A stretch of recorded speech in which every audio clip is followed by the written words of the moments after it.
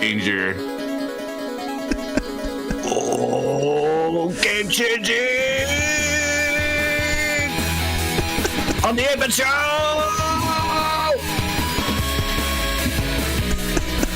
It's the 8-Bit Show. It's in your calmest voice that you can muster. It's the 8-Bit Show. But did you not like it? No, I loved it. It was great. Okay. It got me pumped. I don't know which pumped me up more, you or the music. Both. For me, Both combined. It's got to be combined. If it's not combined, it doesn't work. That's fair. Then it's just me yelling at a mic. And I'm not that type of gamer, so. Also fair. Yeah. Hello, everyone. Welcome to the 8-Bit Show. Two Littles, 505. Yeah. Coffee and corn dogs. What up? I'm Frankie, 1029. We're here to talk to you. We're the about 8-Bit Show.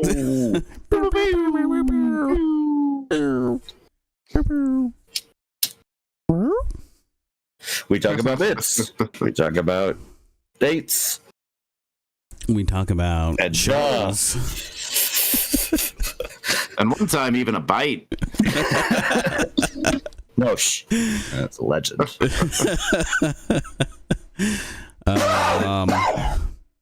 Yeah, we got some stuff going on today, but how are you guys doing? Doing well. Yeah. Good. Yeah. Yeah. I'm pumped. I'm excited. Could you not tell by the intro? Oh no, I could tell. I can definitely tell. Because usually I'm tired as shit, and that's usually to wake me up too. Right. Pretty good. Yeah. Week, so, yeah. Good. Yeah, we weren't here yesterday. For our normally scheduled time. That's my fault. I'm sorry. Like always. Life is a thing. Can be. So yeah, They tell me. I gotta move, and moving's just annoying. So I hate moving. yeah, I was really hoping to not have to move again, but circumstances mean that I have to. So we'll see. Hate moving. Like I'd be okay with moving if I didn't have a job and can like do it nice and relaxing, and I guess I would be okay with Like the time, yeah. Yeah. I'd also be okay with it if I was like making a shit ton of money and could be like, yeah, just hire me a moving crew. Yeah. Right. You can get those ones that like pack everything up for you and move it. Like, that would be nice. Like, fuck, that'd be cool, but no, That'd be I ain't that cool. rich. Right. The most I could do is afford a few pizzas and then bribe people into showing up. Yeah, that's the normal way of doing it. Yeah. But yeah. So we're here this morning to give you all the news, all the fun. We actually got a healthy amount of news, so let's dive into it. Unless you guys want to talk about anything else going on. We can talk about that later. Into the news. We get a week rundowns here. Yeah.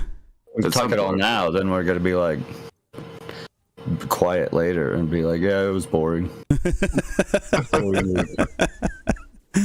Because we got all the conversation out earlier already. Yeah. Okay. Fair. Well, yeah. Let's do it. Fine, I will lead. You should lead because Like you do always. have more than me. So. Oh yeah, that does make know. sense. Yeah, you should. God damn it. You guys took all the fun away from living. You know that? I try. You do your job good. Anyways, have you guys heard of Hero Forge? I know Andrew has. Yeah. I think all of our friends have heard of Hero Forge thanks to you, Christian. Okay. Well, for those that don't know, they're awesome, and they help provide. They like Sweet. 3D print custom miniatures that you can make on their website. It's a lot of fun. You can build little miniatures for all your tabletop RPG characters, or just even whatever you want. Like That's not even all you can do there. You could just design it and get the file for it and run it in Tabletop Simulator for very cheap. Really? Yeah, That's cool. Yeah, I think they offer a subscription service as well. Yeah, they have a subscription service. You can get like the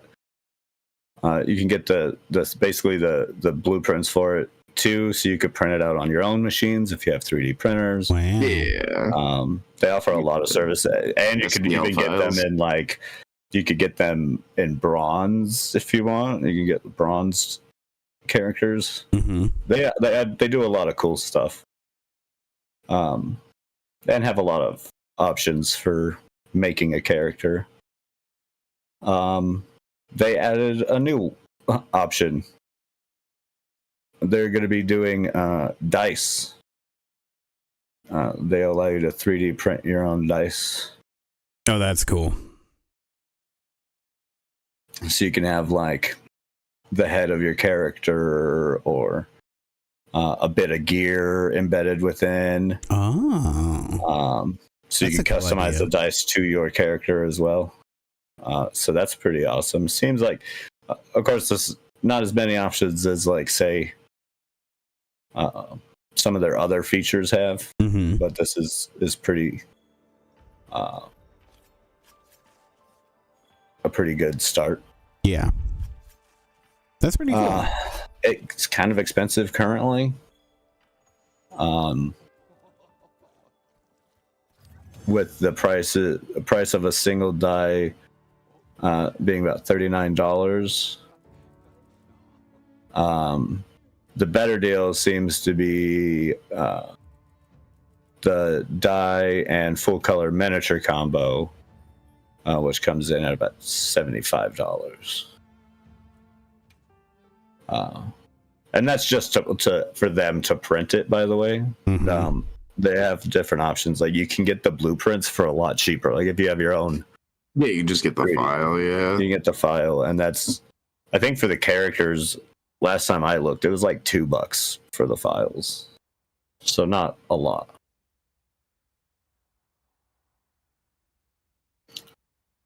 So that's kind of cool. Yeah, no, that's More pretty cool cool. stuff at Hero Forge.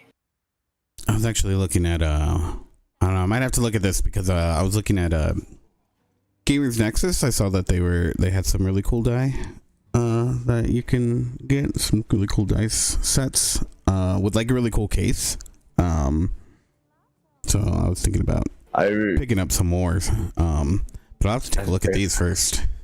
See what I can come up with. My current wish dice happen to be, I want a pair of stone dice.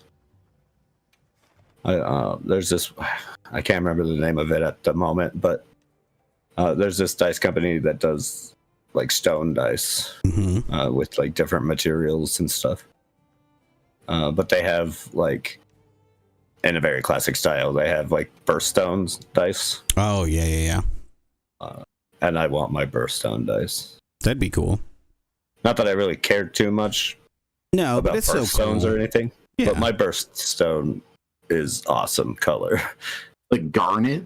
Yeah, that's it. That's it. Well, yeah, it's mine too. Yeah, I know what. I know Yeah, what it is. Yeah. it's freaking awesome stone. It is a nice. Yeah, it is a nice. It's the nice stone. bloodstone. It's a bloodstone.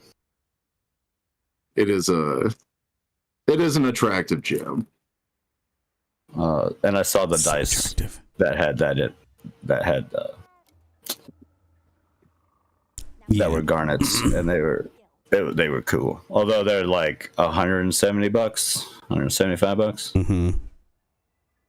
So I'm not gonna get those yet. Yeah, that's fair. Maybe one day. Maybe one day. What you got? All right. Up next, we got some Core Keeper updates. You guys see this Core Keeper stuff? Yeah. So March 10th, we're getting 1.1? I don't know what the version is. I didn't. It's 1.1. Okay, it's 1.1. I'm telling you, it's 1.1. I gotcha. Okay. It's 1.1. It's Could be called anything. Bags and Blasts. Okay. No, it's called 1.1. I looked for the name, not the number, because yeah. No, it looks really cool. Like, so, according to the release notes, there's going to be a bunch of new armor coming. It sounds like a bunch of new weapons. There's a whole new, like, skill tree that you can go through. Specifically, they're bringing more bombs. And I did see that was one of the skill trees is for grenades. Yeah, exactly. And then there's also going to be this new like pouch system that you can have. Like I'm not sure exactly how it's going to work, obviously, but it sounds like you're going to be able to put different specific types of items into new pouches that you can have. So it takes up less space of your inventory while still allowing you to carry like more the consumable stuff and whatnot. So yeah, that'll be pretty cool. And there's a new sub biome, along with that new boss, which sounds like it's gonna be like the new final boss that you can take on. So obviously this means we're gonna have to do a new server, since there's a new mini biome, sub biome. And we've already explored everything that we could, so what Zoe and I were thinking is that maybe we try to finish up the final boss, and then I think she just really wants to finish that final boss. I don't know if she wants to play the new stuff, but I think she wants to fight the end. And then we can hop into a new world if y'all are down. Check out the new stuff. Maybe. But yeah, so that should come out tomorrow. Oh shit! Yeah, coming soon. Mm-hmm. But yeah, it looks pretty fun. So yeah.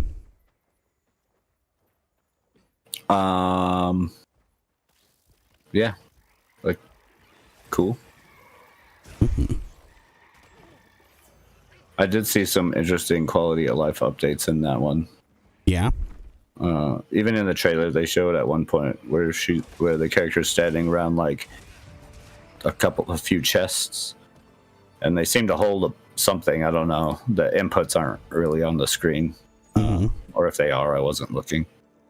But they seem to be able to put stuff from like their inventory into all the chests like automatically, any matching items. Oh, that's cool.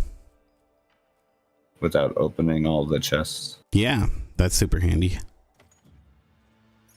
was super useful. Yeah, it's a good exactly. quality of life feature. Oh yeah, totally. Yeah, I want more people to play this game. I think it was fun enough that the developers deserve it. They look to be working hard on it still, which is amazing considering they have a whole nother game coming out and they don't seem to be that big of a team. So yeah. Let's make fun of Activision some. Yay!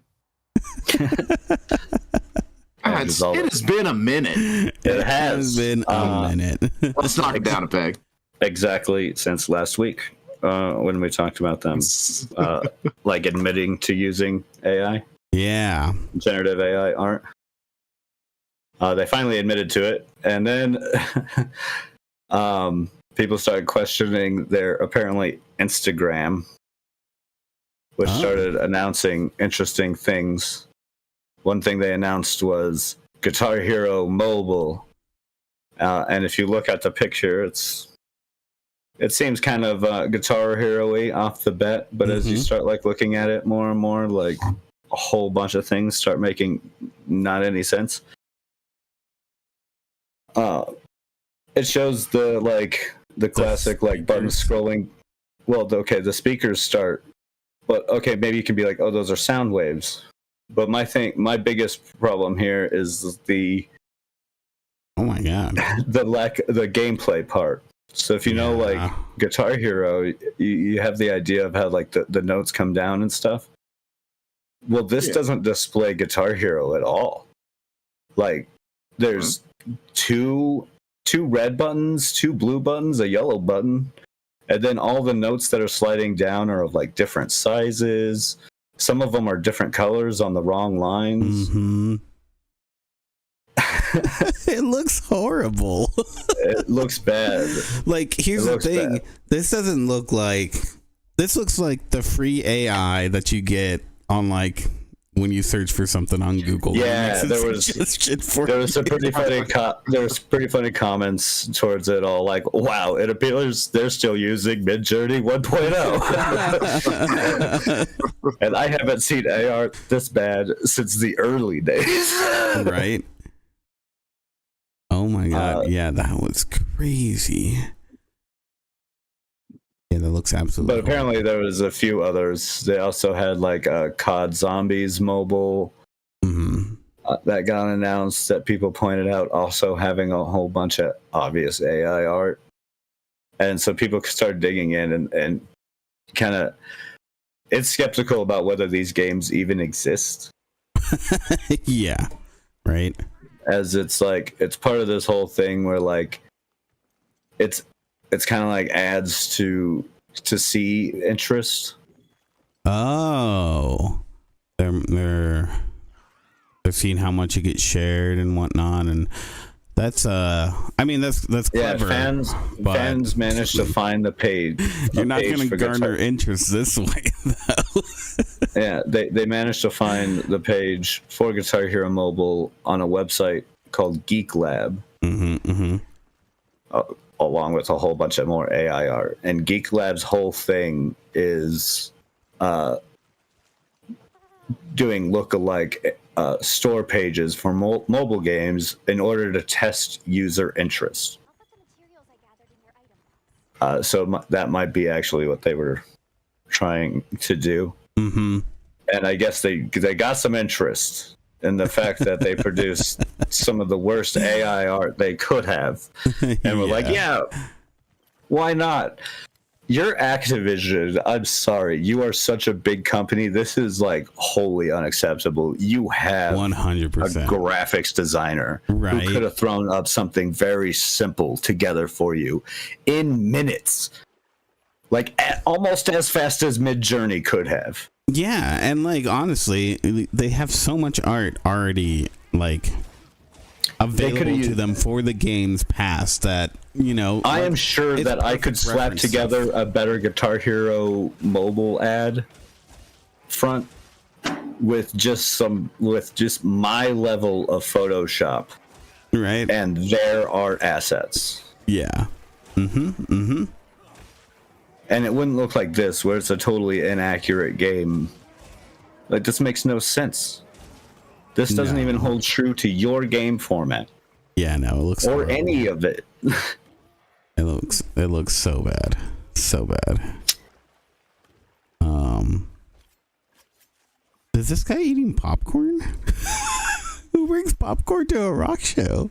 I guess he can. I don't know. If you look, it's a snack. That's not what I think of, though. The left side of the image, there's like legs that are coming out of nowhere, and they like. Are there? You're right. There are far too many legs. Seats. Yeah, there are far too many legs. Oh my god. It's bad AI. It's really bad. Yeah. Yeah, like, you know, if you're gonna use AI, first, use something good. You have the money, you can pay for it. Secondly, like, have a real artist clean it up. I'm sorry. Well, no. I'm okay with using AI art to reference stuff, but then a real artist can go over and go, okay, this isn't right. Like, you know, I understand that it's like coding. You know, it can help with starting to generate that idea, but you need a real person to go over it, and not just because of the mechanics of it, but because ethically you should. You're Activision. You have a whole like marketing team. Yeah.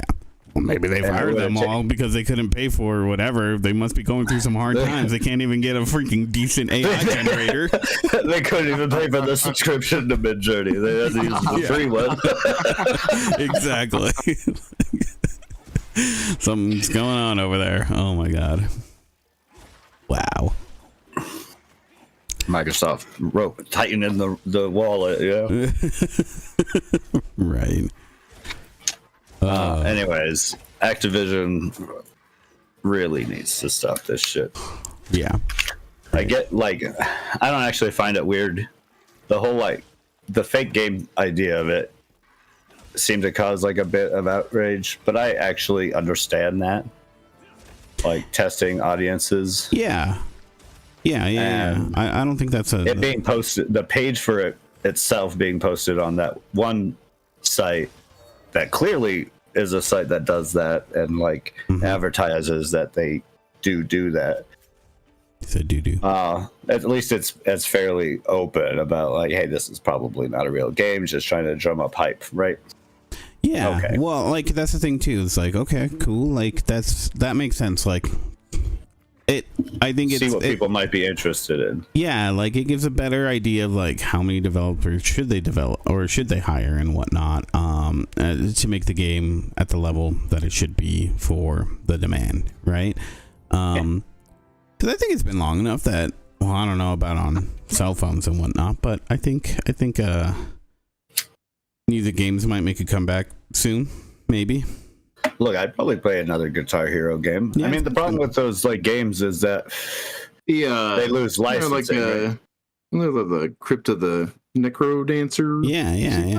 I mean, I like rhythm games. There's rhythm games out there, yeah. Although I would like to see like a return of. I used to tear it up on Rock Band. I would like to see a return to that stuff. Mm-hmm. They tried to put out a Rock Band 4 and it flopped. Yeah, everyone was done at that point. Yeah. I mean, it was too soon. I don't know. Guitar Hero to me, I was playing Guitar Hero before Rock Band came out, and Guitar Hero always just had that spot to me that it was just so fun. I remember on the DS. My life for a while. The DS, I played it. I played all of them. I played all Guitar Heroes and was pretty efficient at it. Right. My arthritis can't do that anymore. I tried to play Rock Band over at an arcade not too long ago, last year sometime. Oh, my hands hurt so bad immediately. It's like, you definitely got to work those hands to that point. I can still do the drums, speed of later stuff. Yeah. When it came to Rock Band, I always liked just the karaoke aspect. I always like to just sing. I'm not a good singer, but I do know the words to a lot of songs. Well, I think that was like part of the big appeal to it, because it was like, oh yeah, you have this gaming machine, like you can turn it into a karaoke machine. Because I don't know how many times, even just some little parties where it was like, oh yeah, let's break out the Rock Band stuff and sing some songs. People rotating in and out, singing and playing different instruments. It was good stuff.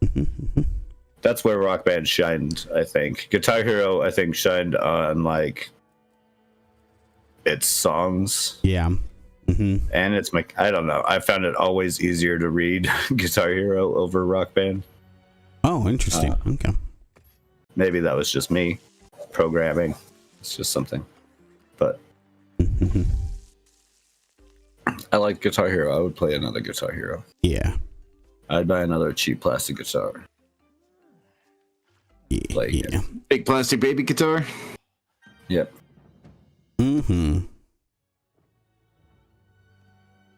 All right. I remember a whole bunch of people would get mad in my Guitar Hero days. The guitarists I knew would be like, just pick up a real guitar. You're so good, just pick up a real guitar. So it's like, dude, you're not asking. I'm not asking. That's not the same thing. Yeah, right. No, it really isn't. I think it's not at all close to the same thing. If anything, the drums. Yeah, the drums translate the best. Yeah, and that's not even like. And the only thing that you're going to get the like pro drums that they had for Rock Band that also had cymbals and separated out the cymbals from the toms, and even that's not going to be a 1-to-1. But oh yeah, no. I could probably, because I played the shit out of Rock Band on those pro drums, and I could probably sit down at an electric drum kit and bang out some basic rhythms. Yeah. Was it the Rock Band 2 had that pro drum kit that was literally just an electric? You could just plug it into your computer and have an electric drum kit. Yeah, it was just a USB. Yeah. Yeah. So yeah, that was a lot of fun, but the only thing you're going to get out of the Guitar Hero part is like maybe rhythm. Able to keep like a rhythm with your strumming hand. Yeah, that's like at most all you're going to get. For Rock Band 3, they released a pro guitar as well. Yeah. That did teach you how to play guitar, but it was like goofy as shit. Well, if you want that, go get that Rocksmith, right? Yeah, go get Rocksmith if you want that. Exactly. Yeah, that would be a better way to learn. The one that you use an actual guitar to do it. I know my brother. Yeah, be much better. My brother played it, and he actually plays guitar and stuff. So I'm not musically talented very much. Me neither. But Guitar Hero was a fun game. I'm not rhythmly gifted either, but you know what? I played DDR back in the day. Yeah, I got played a bunch of Stepmania as well. Y'all remember Stepmania? Oh, yeah. Oh, you know, Parappa the Rapper. You don't know about Stepmania? I don't. I remember Parappa the Rapper. Stepmania was just a like PC version of DDR. Yeah. DDR, okay. But it's super open source, so anybody could just make whatever with any song on there. Yeah, they have that for Guitar Hero too. Because there's still people playing Guitar Hero, and that. Yeah. Look, there's still a fairly big audience of people who are doing that. I mean, they're playing on third-party stuff and making their own things, but they'd probably buy another Guitar Hero.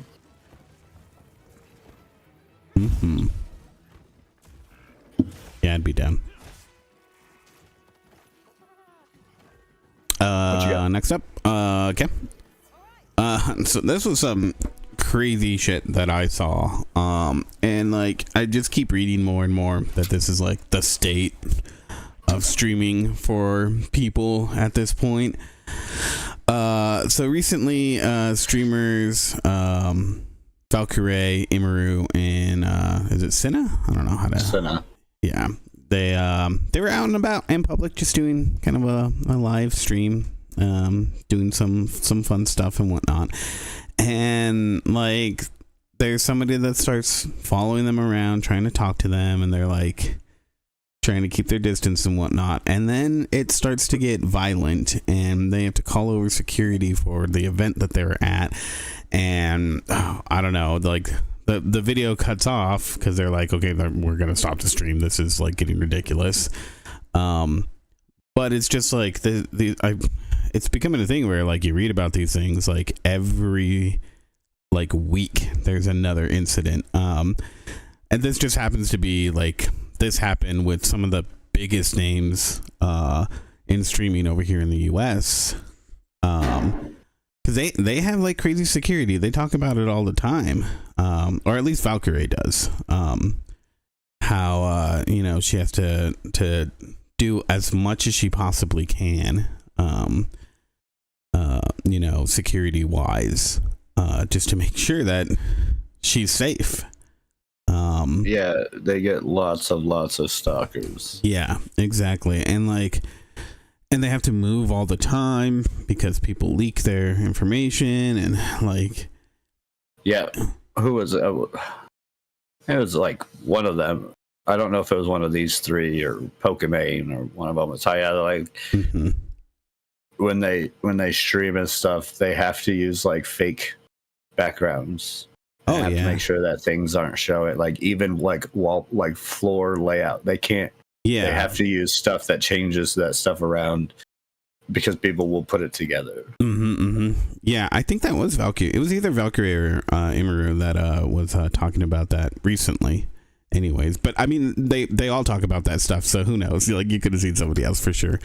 I really think that it's even worse. Like, it's bad when you're a streamer, and you have this situation happen, but there's a lot of comments and stuff that you see throughout articles on this and conversations on this whole situation that this isn't actually new for most girls. Oh yeah, no, exactly. And most girls don't have the security. Yeah, like that's the thing, is like seeing it now, like because I've seen videos from other smaller streamers where it's like, yeah, they don't have the security, so you're gonna catch something. It's pretty rare, I think, to see it from, you know, Pokemon and Valkyrie, because they can't afford that security. So yeah, to have it now, like, right. Well, also there, they're usually like, not. I mean, their whole thing, they were doing that whole like marathon thing or whatever, which is why they were out and about streaming. Yeah, because they were in the middle of that marathon. Yeah, that's why usually most streamers are just in their house or at that location. Mm-hmm. You can't. It's usually not wise to be out and about. Well, yeah, and that's the shitty part, I think, and then why more focus needs to come to it, because it's like these. I mean, you know, people in the public eye shouldn't have to deal with this shit. Like, for whatever you think about, you know, being famous or whatever, it's you shouldn't have the restriction to live your life as well as do your job. So yeah, like again, the fact that this is such a huge deal for women streamers. Not even just, that's a thing too. Like, oh no, that qualification doesn't even stand. It's just for women. Yeah, there's an issue that's right. Yeah. Oh it's yeah. not even just streamers. No, they have a bit more of a risk and stuff, but oh yeah, no. It's like, man, those comment sections were not easy to read. Yeah, no. And the conversations around this whole situation. I didn't even read through the comic section, so the whole conversations that were happening on X and stuff about this. I am so glad I'm not a woman. Yeah, right. Like, that's some shit you got to deal with. Feel bad for all of them. Mm-hmm. But yeah, so I just wanted to bring that up because it's something that's getting worse, and I don't know when it will get any better. Because I don't know what you do to like help to stop it. Like, these people are just fucking crazy, and I don't know. Stand up against like these like toxic masculinity characters on YouTube that peddle this shit. Also, I mean, that's only going to stop to a point. There's a lot of mentally ill people, and when you put yourself out there, you just got to be careful. Yeah, that's true. Yeah. So what do you have next?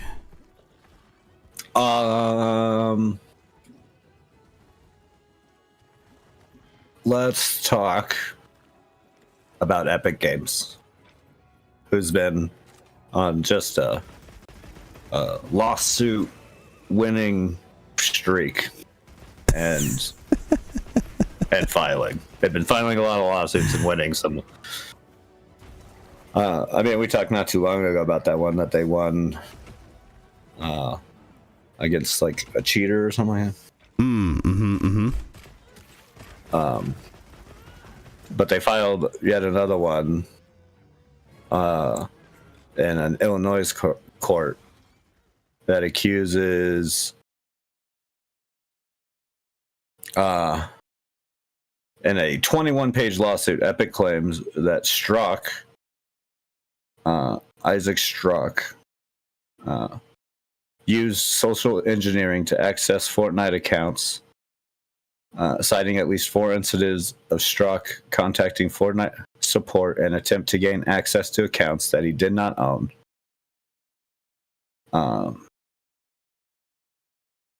Strzok successfully gained access to accounts using this method, that they lay out. There's an example of it in Polygon's article. Basically, a phishing scheme. If you've done any like customer service and stuff, you've heard about this type of thing. Yeah.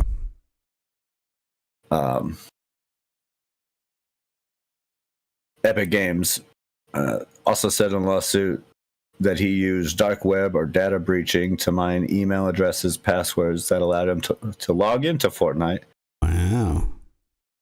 And according to the lawsuit, he sold the Epic Game accounts using Telegram, and claims that Strux sold the account on September 12th of 2024 for approximately $425 worth of Bitcoin. It included $400. Bitcoin's worth a lot. 425 worth of Bitcoin, yeah. And it included 146 skins, 30 V-Bucks, Fortnite's in-game currency, and Epic Games found Strux's IP address using the account the day it was listed for sale, according to the lawsuit.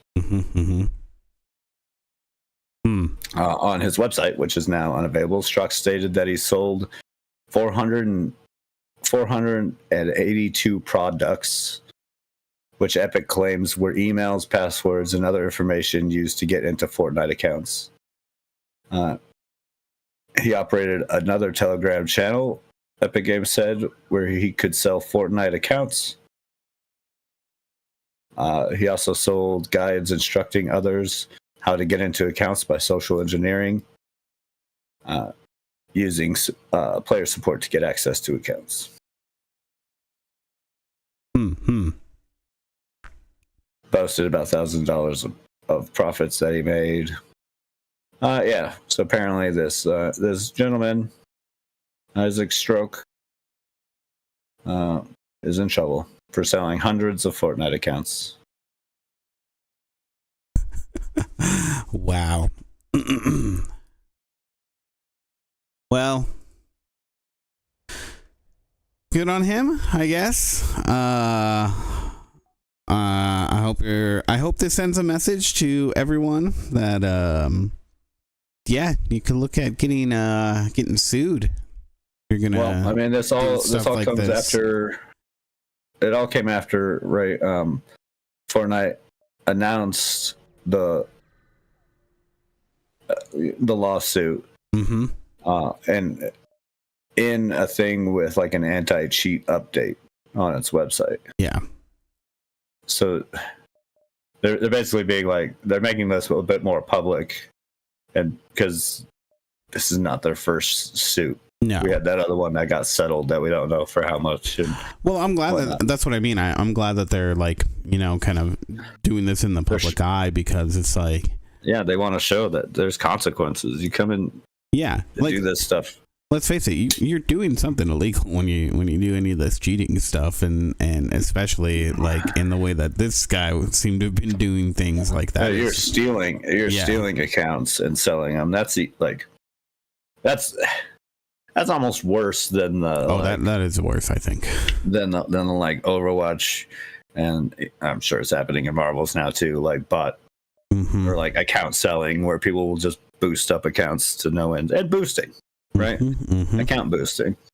This is worse than both of those. Yeah. Paying somebody to help boost you in a game seems way less sleazy than stealing someone's account and selling it. Yeah, exactly. Either way. Also, it points at Epic needing to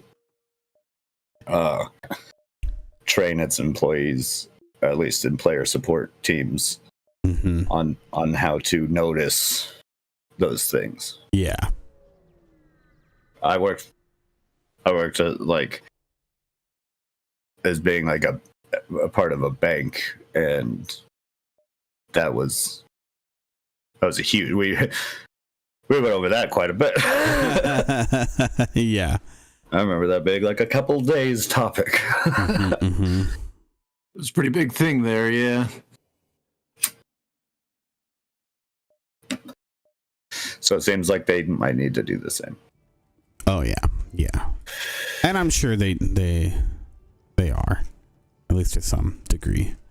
But what else you got?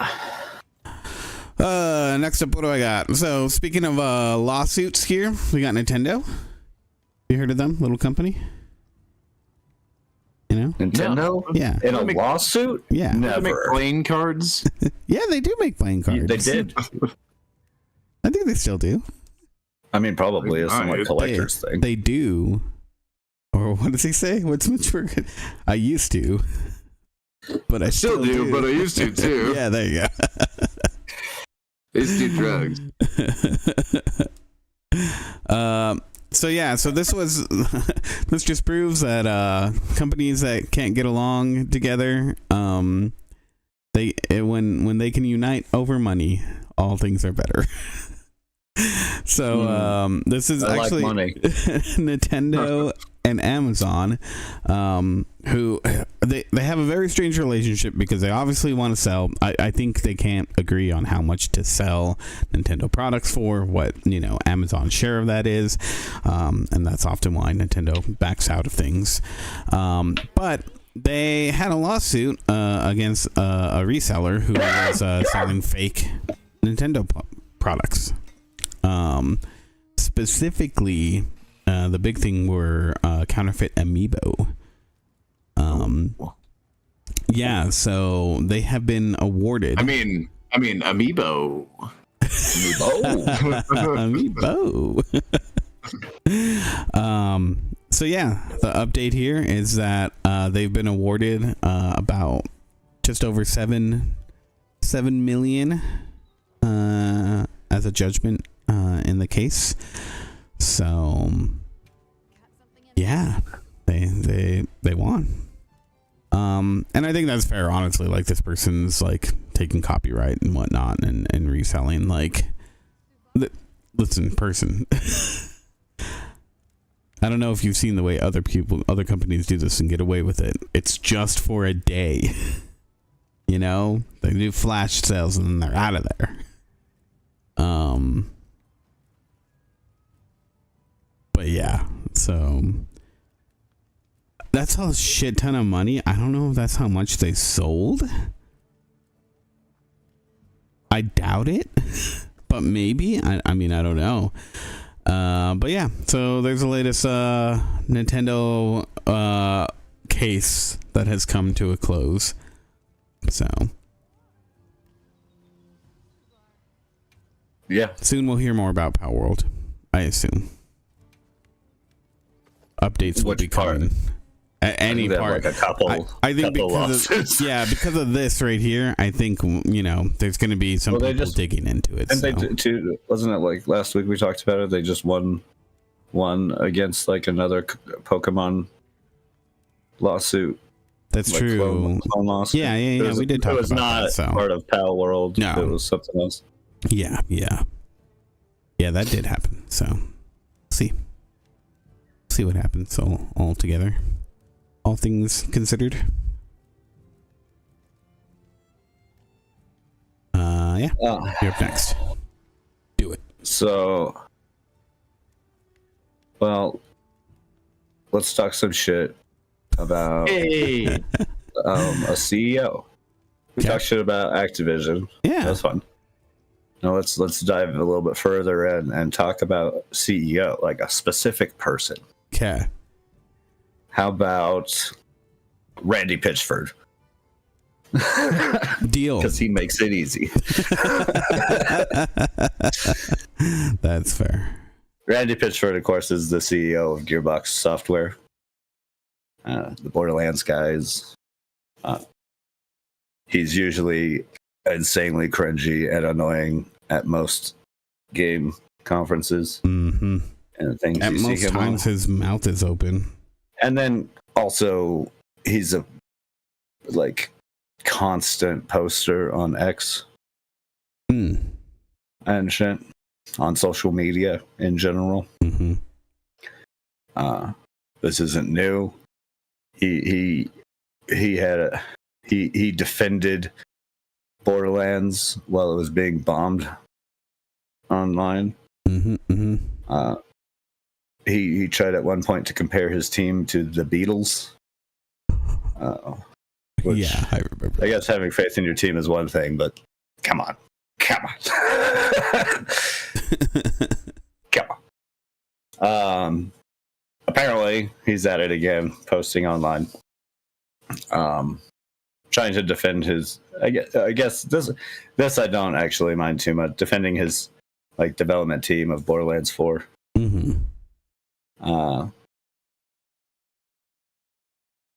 This happened over ex-user Mitsu Show, where late last month he posted. He said, "Sorry, I don't need this energy right now, as the team and I bust our ass to make Borderlands 4 the best Borderlands game yet.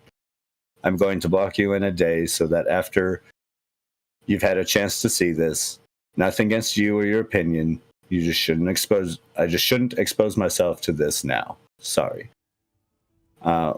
Which kind of comes off of like people criticizing the game, right? Borderlands 4 and what we've seen. Which happens all the time. And it's kind of fair enough to like want to just take a step back from social media in general and away from like not seeing what the public eye has to say about your thing right now. This actually seems like a very measured response. Yeah. Because it's almost like, cool, you're attacking me while I'm trying to make a good game. You don't even know what this game looks like. You don't know anything about this game. And sure, you can have your opinion, but I'm going to step away from this conversation.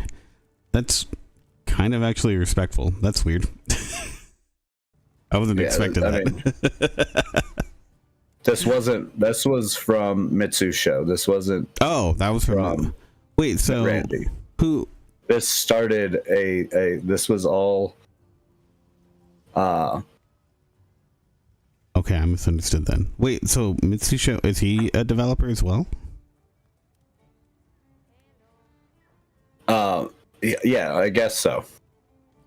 From context, he seems like he's one of the development team. So Randy Pitchford was attacking him? I mean, that wouldn't surprise me.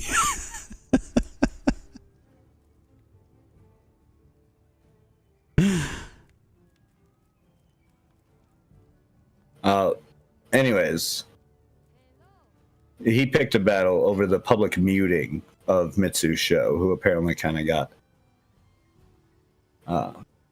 like bombed for this statement or whatever.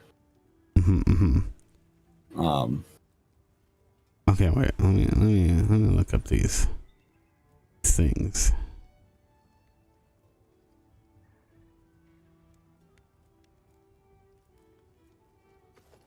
Okay, so Mitsu said,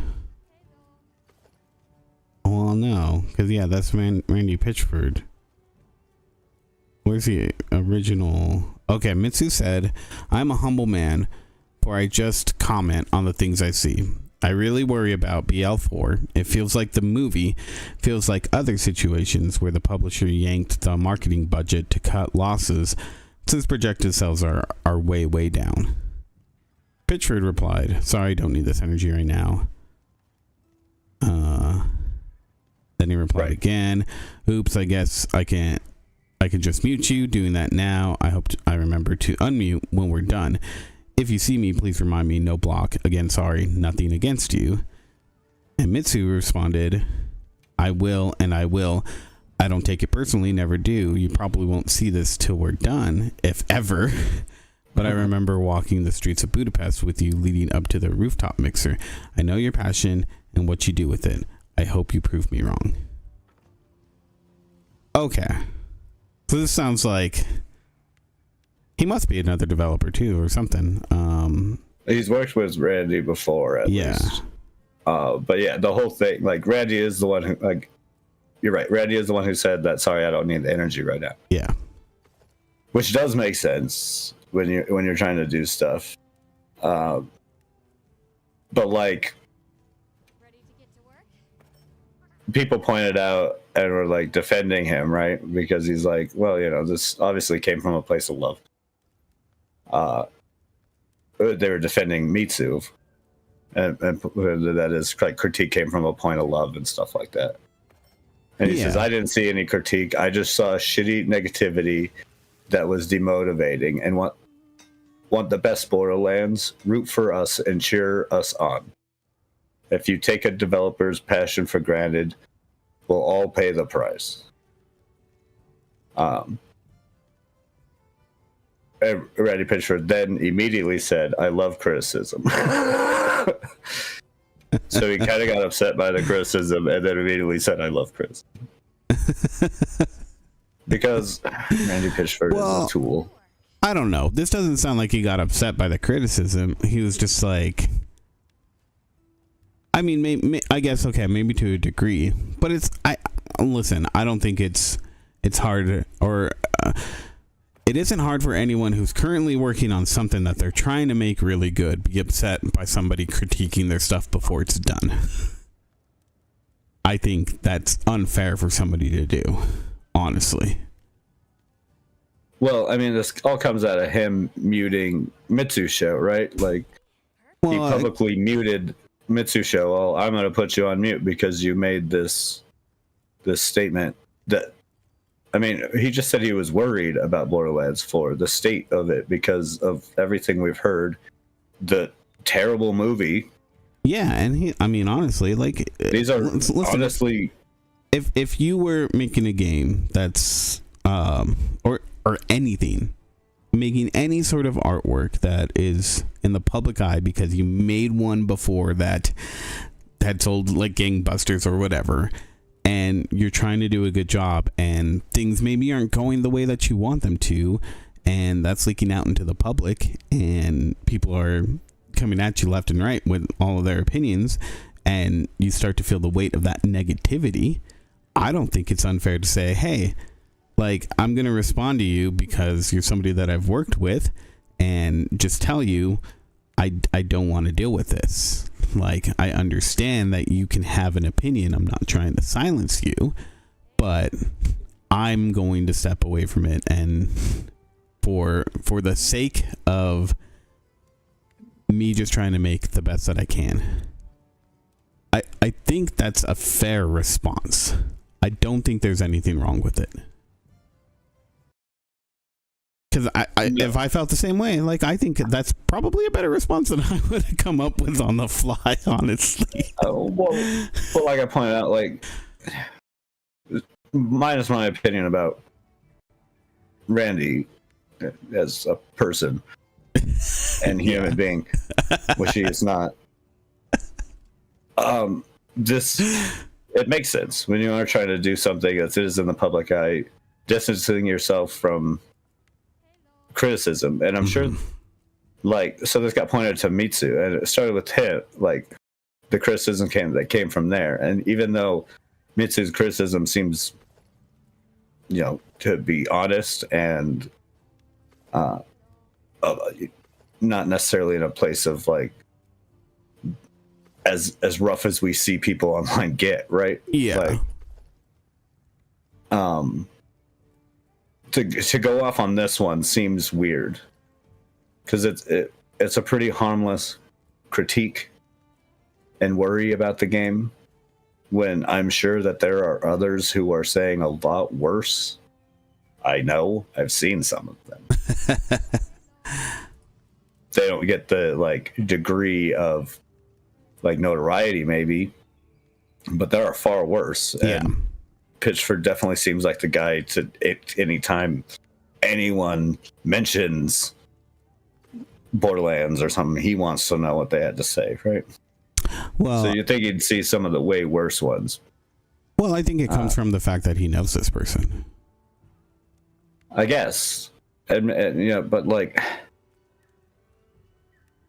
to be like, I didn't see a critique and I just saw shitty negativity that was demotivating. to turn around and kind of complain about that, and also almost in the same sentence say I love criticism. It's weird. You don't love it, obviously. No, I think that's I think that's his opinion right there. He didn't see that it was a critique because he's not done with it.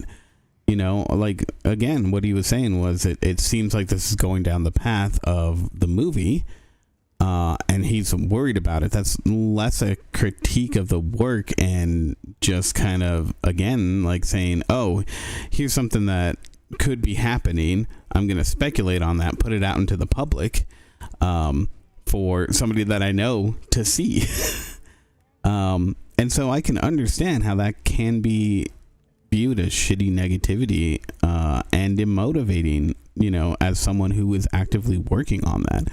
Because I mean, again, if I remove that this is Randy Pitchford and just say that this is some developer, like that could honestly be very demotivating, especially from somebody that you know. And I don't see that as critique because it's not helpful. I think if you're critiquing something, it should be from a place of like, you know, these are specifically what is going wrong and what is happening that is good, and, you know, to further that project. I think. And I guess that definition of critique is different for people, but that's what I would say. It's not exactly that. And so I understand that where he's coming from on that position, and it's a personal position. It very much is a personal position.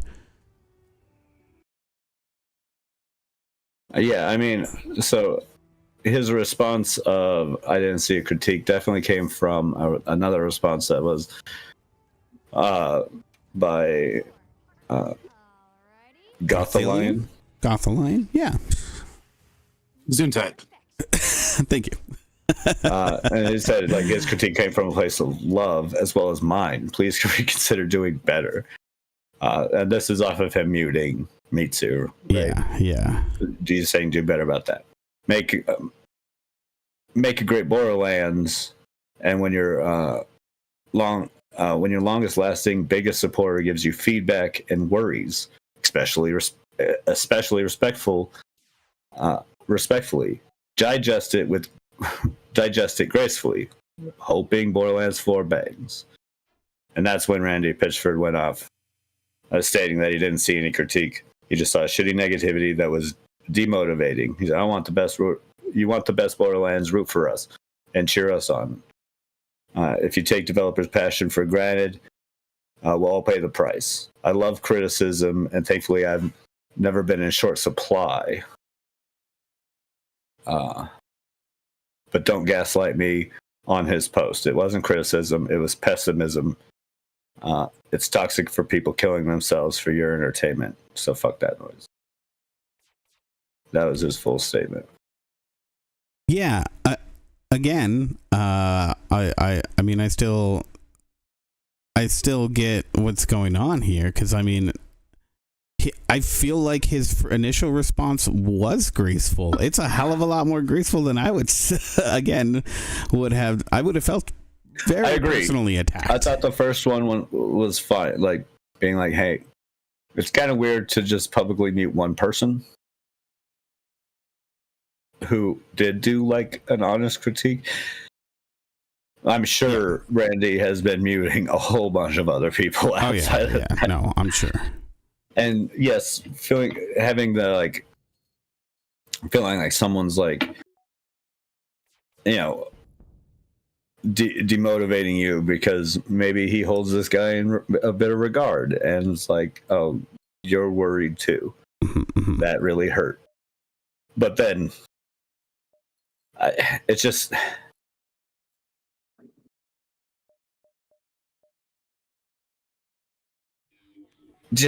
log off, Randy. It seems like he got too hurt by the whole situation and then couldn't let it go, which led to him constantly posting. Yeah. I get what you mean there, but I mean, there's also, I mean, just logging off, I didn't, you know, he obviously wants to be tuned into what people are saying, or maybe, you know, it's more for personal reasons. I think he's doing the right thing by saying, I'm gonna block you for now. And I can understand that he doesn't see that there is critique in that post, that initial offering, as it were. But I don't know. This is it's a thing of personal emotions, I feel. And here's the bad part about it is that I think when you can tell somebody is taking something personal, then maybe you drop it on the public forum then and there. Well, it doesn't seem like he went much further. Like Mitsu didn't seem like they went much further. It was the public who then took it further, calling him out on the public muting. Exactly, that's what I mean. I mean, like, why did Gothalion feel like he had to like chime in here? Oh, because I got the answer to this one, and it's actually really easy. It's called Twitter. And people, it's not called Twitter, actually. Right. The artist formerly known as Twitter. Yeah. No, that's true. Just that's what it is. Down to. Yeah. When you make something public, like I don't disagree with Randy's first statement. Like, hey, I'm gonna block you. I just can't do this right now with us working so hard. Yeah, and I'm not. Fine. I'm not gonna put any blame on what's his name? Not Myth what? Mitsusho, right? Mitsusho. Yeah. I'm not gonna put any blame on him because he's just expressing an opinion as well. Thing. Yeah, like that's perfectly fine. He has the right to express that opinion and the right to worry about that stuff. Yeah, exactly. I mean, the Borderlands team has yet to I don't know. I wouldn't say not let me down. But Borderlands 3 was good as far as gameplay goes. The story was a little not as great. Yeah. But it was fine. The gameplay, however, was awesome. I'll probably play Borderlands 4. I like the Borderlands series. It's so I don't know. I don't feel like Mitsu's thing was like an attack on any like dev team or anything think so like either. That. And it felt like he just took it a little personal. Maybe because, like I said, he has more of a relationship with that person. And it's like, oh yeah, that hurt a little bit. Yeah. But of course, everybody on X takes it to another point, and Randy can't let it go and has to keep going. And so we can make fun of him to log the hell off of the internet, man. Take a day. Yeah. Also, I'm going to give the development team praise for Borderlands 4, but I'm not necessarily going to give Randy Pitchford praise for Borderlands 4. That's fair. He's the CEO. Tell me how much he is involved. Yeah. If I find out he's like on the coding floor, then my bad. But I doubt it. I doubt it. Yeah. Yeah, no. Oh, maybe he is, because somebody's teaching him how to do Hello World.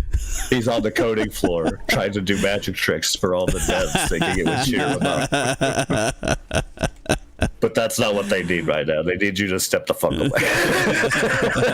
All right. Get offline, because you're not helping. Okay. Well, next up, have you heard of this Pokemon shaped Cheeto?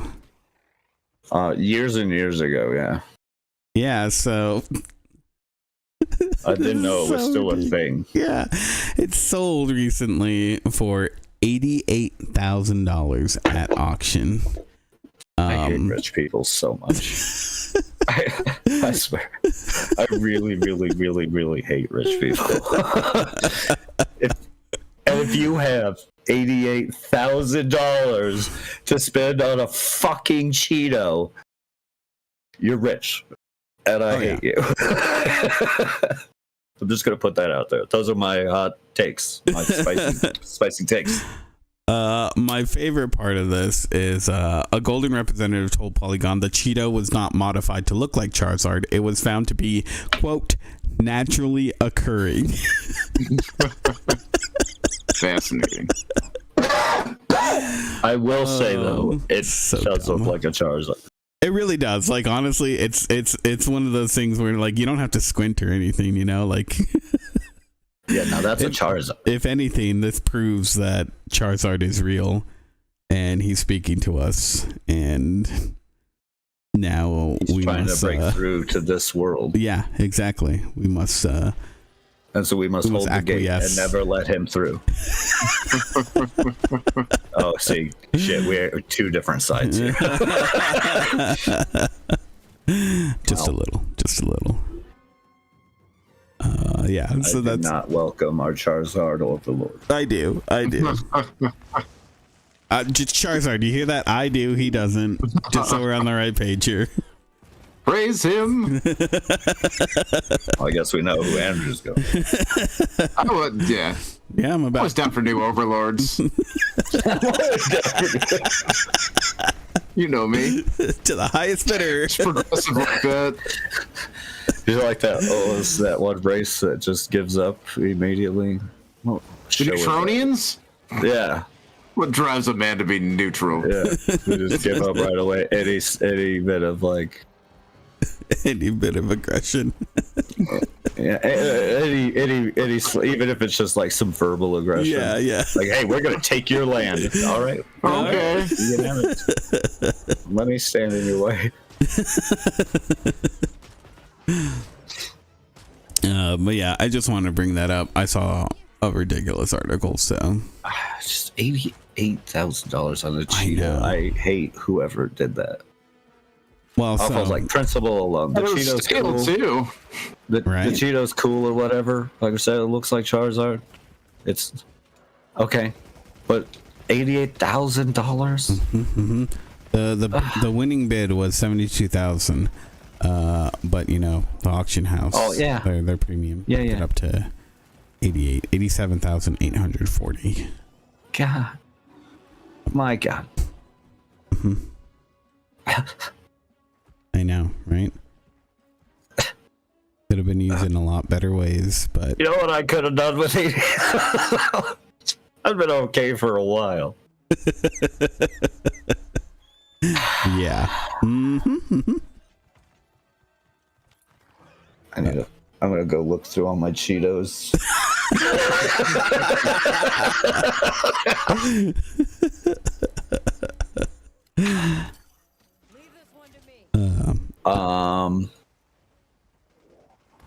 So, do you guys remember the publisher Acclaim? The video game publishers Acclaim. It sounds. They put a bunch of stuff out in like the Mortal 80s Kombat, and 90s. I think, was one. Right. Small little game. Small thing. Yeah, they at least did the Game Boy one, I think. I mean, yeah, they've done a lot. They've done, yeah, no, they were big.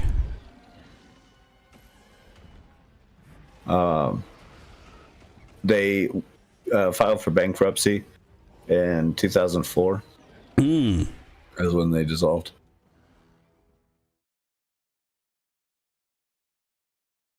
Wow, that seems a lot longer than I thought, honestly. Oh shoot. Yeah, it's been a while.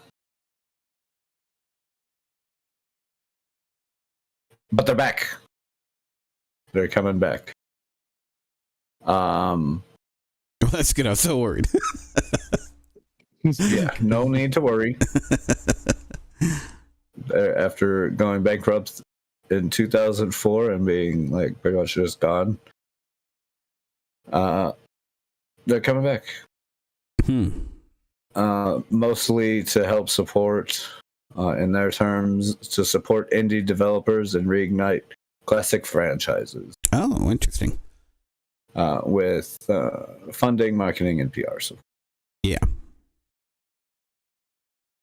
That's actually pretty cool. Acclaim. Let's see who said this. Acclaim said it. Acclaim said, "We will provide much-needed resources such as funding, marketing, and PR support, giving independent studios an opportunity to bring their creative visions to a broad audience.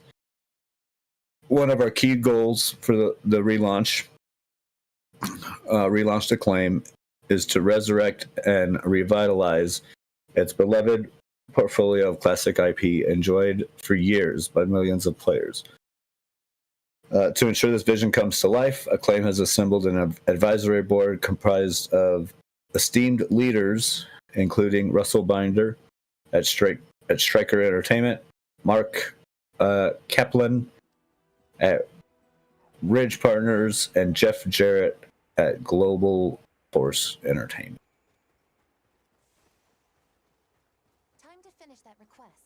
Sounds like a full team.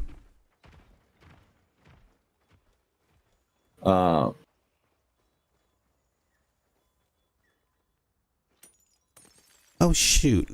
You know what? Their name's actually spelled with C's. Do you guys remember their logo?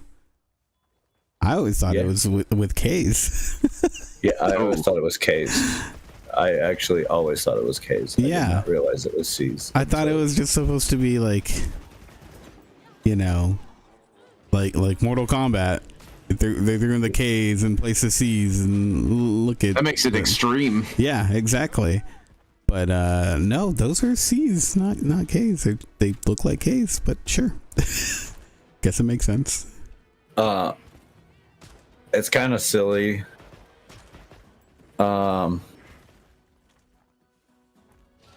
Jeff Jarrett. Some people might recognize that name. Mm-hmm. Oh, this is the other part of that, huh? As yeah, Jeff Jarrett is.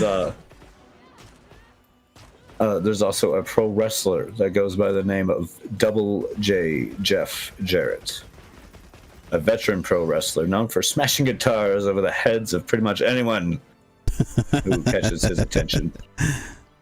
And it's actually the same guy. Yeah, it is that pro wrestler.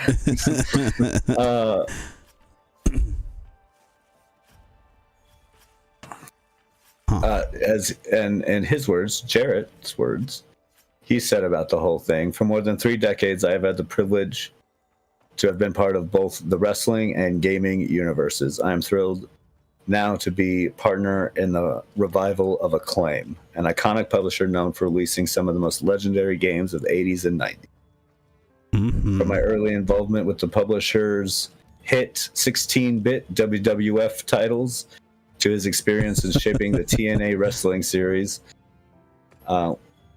which spawned the first video game wrestler to become a full-time roster member in the Squared Circle.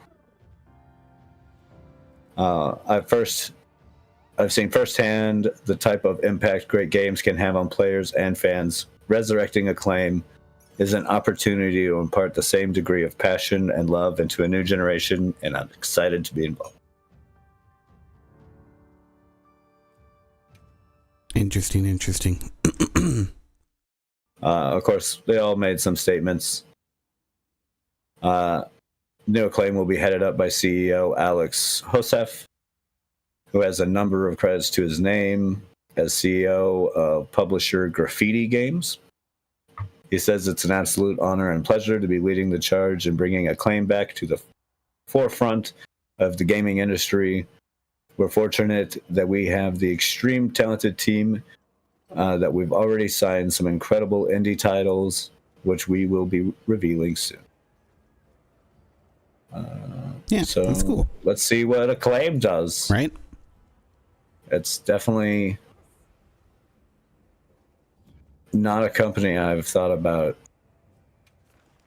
in like a really long time. I actually can't even remember like any of their actual IP. Yeah, now that I'm thinking, because for Mortal Kombat, I don't know if they just help on development or help with publishing it. I don't know what they're like. I'm trying to think of specifically an Acclaim game, and I can't. So yeah, they ported many of Midway's arcade games. Yeah, which that included Mortal Kombat. Be careful out there. Yeah, that's interesting. That's cool. I'm glad that they're doing that. Help to indies. It's more needed. So I like to see how that goes in the upcoming future. Last one that I have here. I'm actually not seeing a game that they developed themselves. It's all been like yeah. I mean, maybe that's all they really did, and they're just continuing more of that, but more with an indie focus. Bringing it back. Yeah, which is cool. Although they did make a lot of games. They did the Spider-Man and X-Men arcade game, the Bart Simpson, Bartman meets Radioactive Man. They just did a lot of the IP. What's it called? They did a whole lot of like licensed IP stuff. Yeah, there you go, licensed. A whole bunch. Simpson stuff. Yeah. A whole bunch of stuff with Marvel. Yeah. Oh yeah, I remember that. But yeah, so we got Discord here. That's deciding that they are looking into possibly becoming publicly traded. That's a rumor going around. They are not commenting on it currently, but it sounds like this might happen before the end of the year. So what does that mean? That means eventually you will probably be looking at having to purchase something or another to have even just a okay experience on Discord. Currently, a lot of nifty features are locked behind their Discord. What's it called? Nitro? Yeah. I think that's what it's called. Yeah, which is unfortunate. I'm not a fan of the fact that it's all that's locked behind a paywall. I think some of those features should definitely be free, but for what they do offer for free, I think it's okay. It's understandable that those are the things that they want. Because their core functionality, as long as that can stay free, then fine. But the trend of late is it doesn't matter what we offered for free at one point, you will pay for it eventually. So, yeah, don't be surprised if that's gonna eventually make its way over to Discord. As if they do go publicly traded, their focus will legally have to be looking at making as much money as possible. Yep.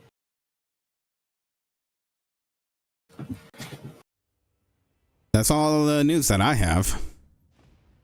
Well, I just got two things, and they're mostly the same thing. Layoffs. And on a downer note, there's been more layoffs.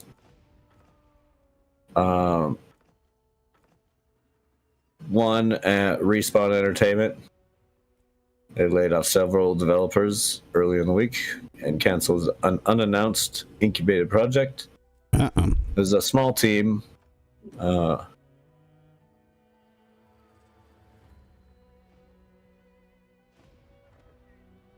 Apparently it was a small team of people, but still part of the whole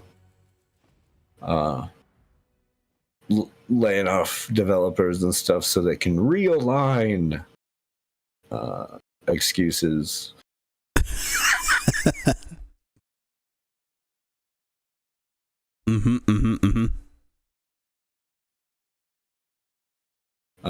Some of those layoffs are coming, of course, because the project apparently got canceled. Yeah. Well, Well, that sucks. More lost jobs. Yeah. It's a shitty industry to work in. Yeah, it's pretty bad right now. Another one. After 14 years of operation, Studio Phison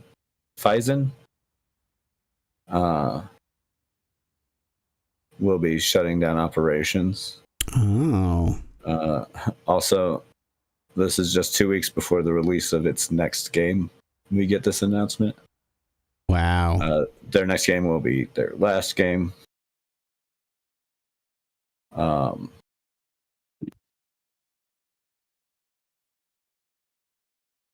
that sucks too. All these places closing up shop. Co-founder Alexander Piper said that the game industry is in a tough situation right now, and we've been affected like countless other incredible studios in recent months. Our parent company, Thunderful, made the decision to drastically reduce internal development in November of 2024, which, as Thunderful's CEO Martin communicated in the latest query report, also affected Phison. Since then, we've been exploring various opportunities to work on after finishing Rainbreaker. Unfortunately, none of these projects will be moving forward, leading us to make this difficult decision. Mm-hmm. This means Rainbreaker will be Studio Phison's last game, and we believe it's going to be the best game we've released. Our amazing team will work hard to launch the game on the 18th of March, as well as providing post-launch support. Aw, it's sad.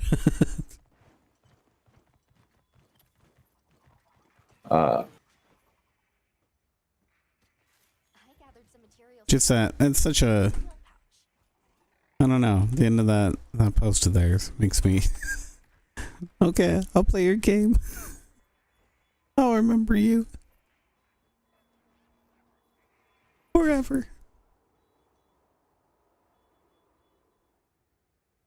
So, Thunderful was founded in 2018, and they announced their restructuring program in January 2024, in which they saw nearly 20% of their work staff laid off, and a second restructuring in November of 2024 that put 80 to 100 people out of work.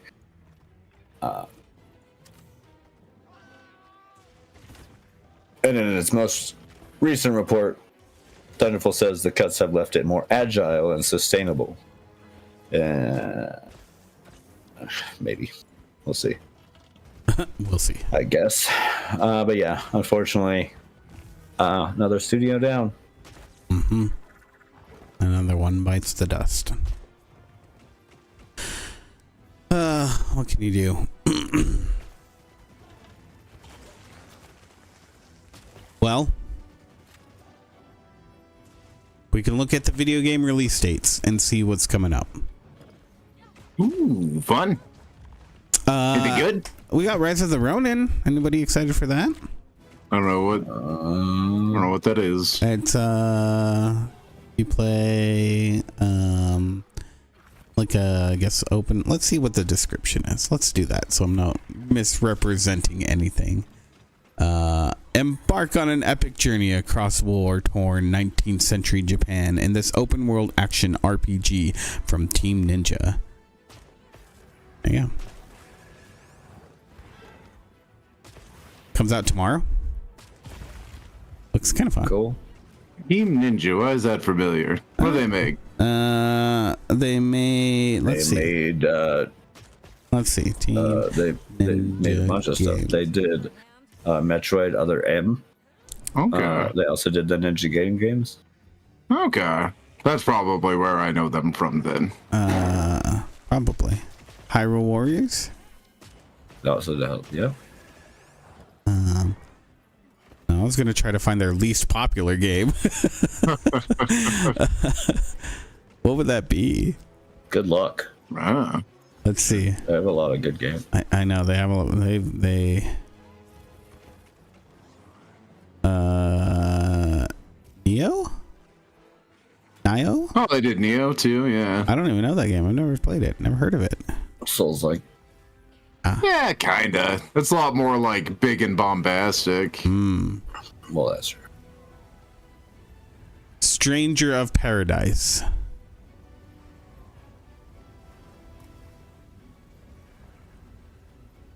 Final Fantasy Origin, published by Square Enix. Are these other games? Yeah, these are other games. So. Well, when are they coming out? You're just labeling titles. I have no idea what's going on. No. I meant these are other games by Team Ninja. Oh. So. Oh, okay. Yeah. Rise of the Ronin. It actually looks like a pretty cool game. So I might try to check that one out. We also got Wanderstop. That's coming out for the PS5 and PC. By the way, I think Rise of the Ronin it came out on other systems before. It's now releasing on PC. So Wanderstop is a cozy game developed by Ivy Road. So yeah, kind of it's a tea shop management game. Fun. Yeah, could be cool. I don't know if I'll pick it up, but and then this one I don't know anything about at all, but I have heard the name. Coming to PS5 on the 13th. Dungeons of Hinterberg. Oh, It's supposed to be yeah. big, You played that, right, Christian? I have it. Oh, you have it. Okay. What's it coming out on? PS5. PS5. Oh, yeah, okay. Mm-hmm. That's a good game. Yeah. That's fun. Yeah. Oh, It has okay. really good dungeon design. Yeah, I remember you talking about this now. Did you play it on stream? I don't know. Don't remember. I don't think so. Maybe. Yeah, other than that, if you want MLB The Show 25, that's coming out on the 14th. Oh, don't forget Sex Adventures, The Naughty Sisters, episode 5. That comes out on March 12th. Yeah, Apparently. for I imagine. just on Steam. Yeah. Christian's looking at like Steam. I pulled up the Steam releases. It's just that was highly popular. I was just wondering, maybe you were looking on the Nintendo store. I don't know.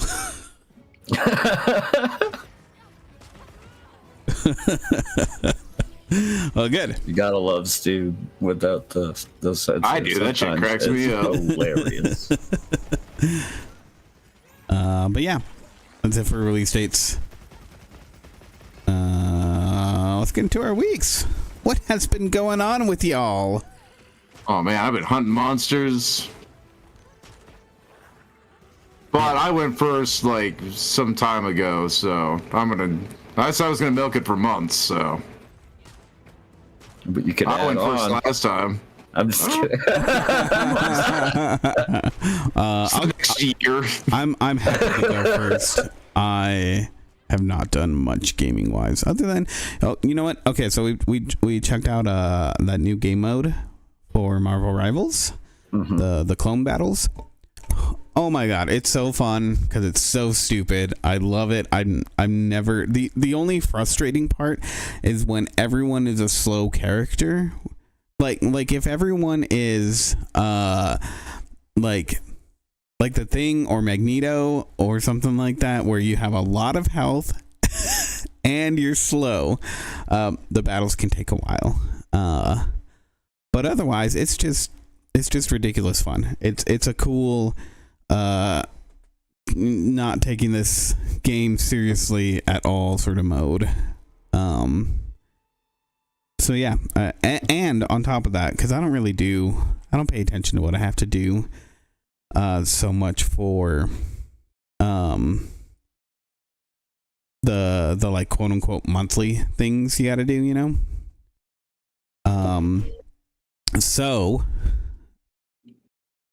it makes it kind of easy to get those done in that regard, because you're just playing a bunch of random characters, so it's cool stuff.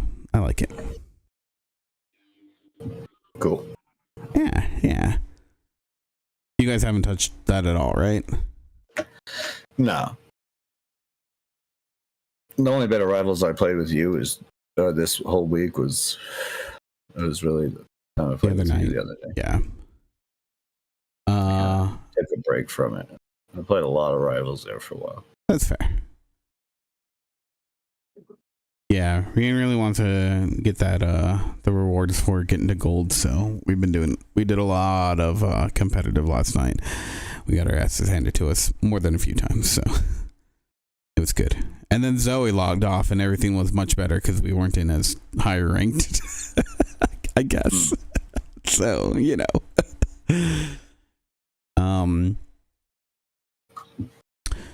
Oh, watch more Severance? Oh, no. Yeah.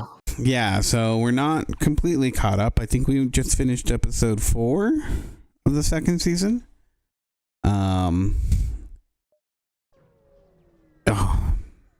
I can't wait. I can't wait to find out everything that's going on. That's crazy. Last episode was really good. Yeah, we got to do a spoiler podcast on it at some point. But yeah, well, when you catch up, we can do we'll do a Severance special one. It's been a big hot topic lately, all over social medias. Yeah, people a lot of people discovering Severance. Right. Like, oh, it's so good. I've been saying it for years. And I'm convinced now, because before, when you guys were talking about Cold Harbor, I was making some jokes about ESO, the whole Cold Harbor location. That's the only Cold Harbor that I know. Well, I mean, there's also the battle that I don't really know much of anything about. Maybe it has to do with that, but I'm convinced that was more. Called the Cold War. Huh? Was that during the Cold War? No, it was Cold Harbors. It was during the Civil War. Close though. That would have just been convenient, you know. It would have actually. Yeah. During the Cold War, we had Cold Harbor. Yeah.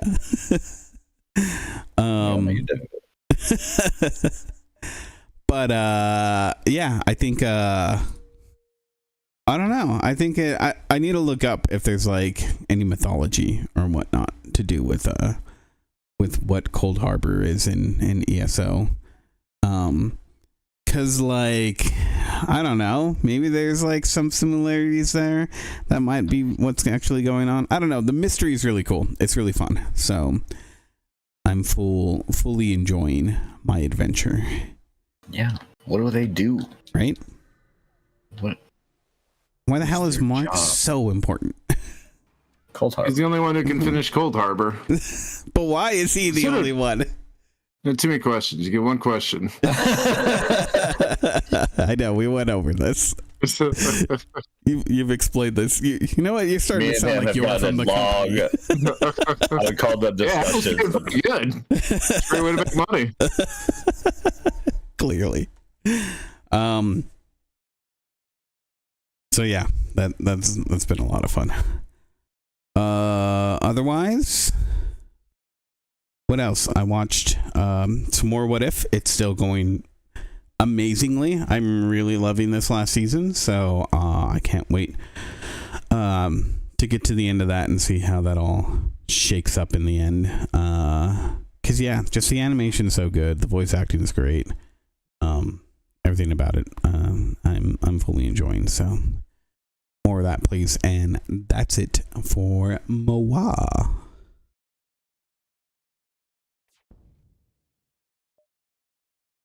Nice. Yeah. What about you guys? What do you got? Andrew? Oh, I went first like last week, dude. What? Yeah. Now you're going second. Can't complain about second. Since I when? think he can complain about whatever he wants. It's America. But I went first. I mean, fine. All right, so my week. God damn it.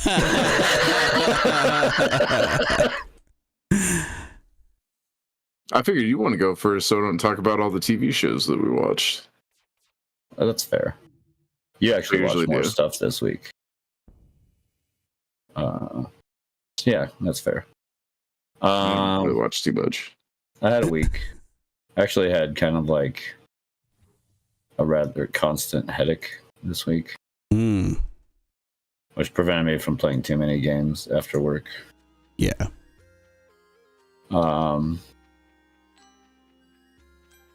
But yeah, we watched the new episode of Invincible, which is also a great show. You should also watch, Frankie. Yeah, I need to. I've been meaning to check that one out as well. That's been a lot of fun. They introduced a new character. He has the dumbest name ever. Yeah.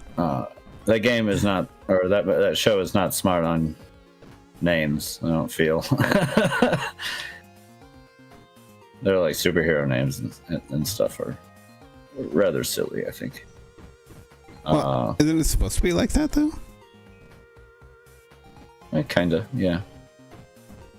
Okay. It's very much a like classic superhero. Yeah. Story. Just more exaggerated, right? Like, that's the feeling I got from it. Like, I don't know. No, I don't know. It feels very much like a classic story. Writing feels like a little bit better than that of like Young Justice, but kind of a similar type vibe. Yeah. It's bloodier. It's like bloody as hell. The fights are fun as fuck to watch, and this one had like, this episode was really good. A whole bunch of Invincibles show up and start causing all kinds of chaos, and she causes lots of damage. It was a lot of fun. Some of the marks are all like, some of the marks that have been brought over are all like, you know, marks from other dimensions and whatever. So some of them were all like evil as fuck. One guy's just like super sarcastic. He quickly became my like favorite mark of the bunch. He's obviously like an evil shithead, but God, did I not love him. That's fair.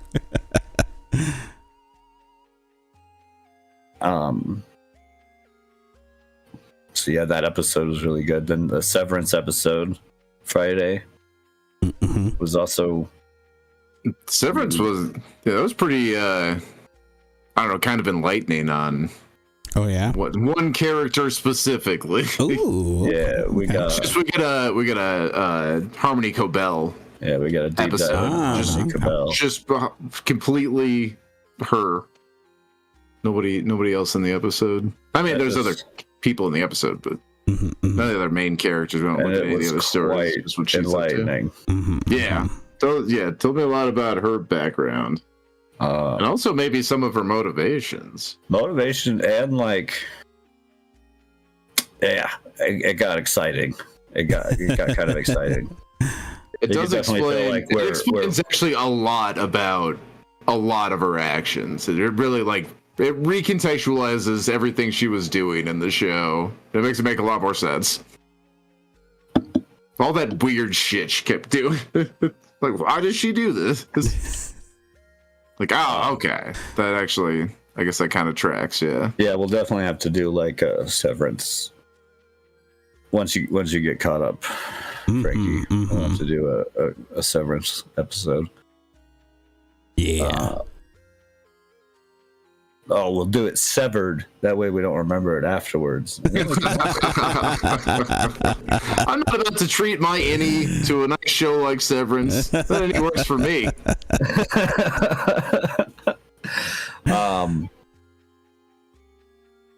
Yeah, no. That episode was great. You could tell though that we're like quickly approaching the end. Oh yeah, it's of like definitely barreling towards it. With both Invincible both the shows, Well, I think next episode is the last one for Invincible. I'm pretty sure next episode is the last Invincible one. I think Severance might I think we get two more episodes of Severance. Yeah. Maybe 3. Mm-hmm. I don't know. Yeah. But we're definitely getting some pretty good stuff there. Yeah. Nice. Played quite a bit of the games I did play some Monster Hunter, some more Monster Hunter this weekend. Played quite a bit like Friday and yesterday. That game's super fun. I know a lot of people have been struggling with like performance issues on PC, but I haven't really had too big of any problems myself. Sometimes like it takes a little bit for the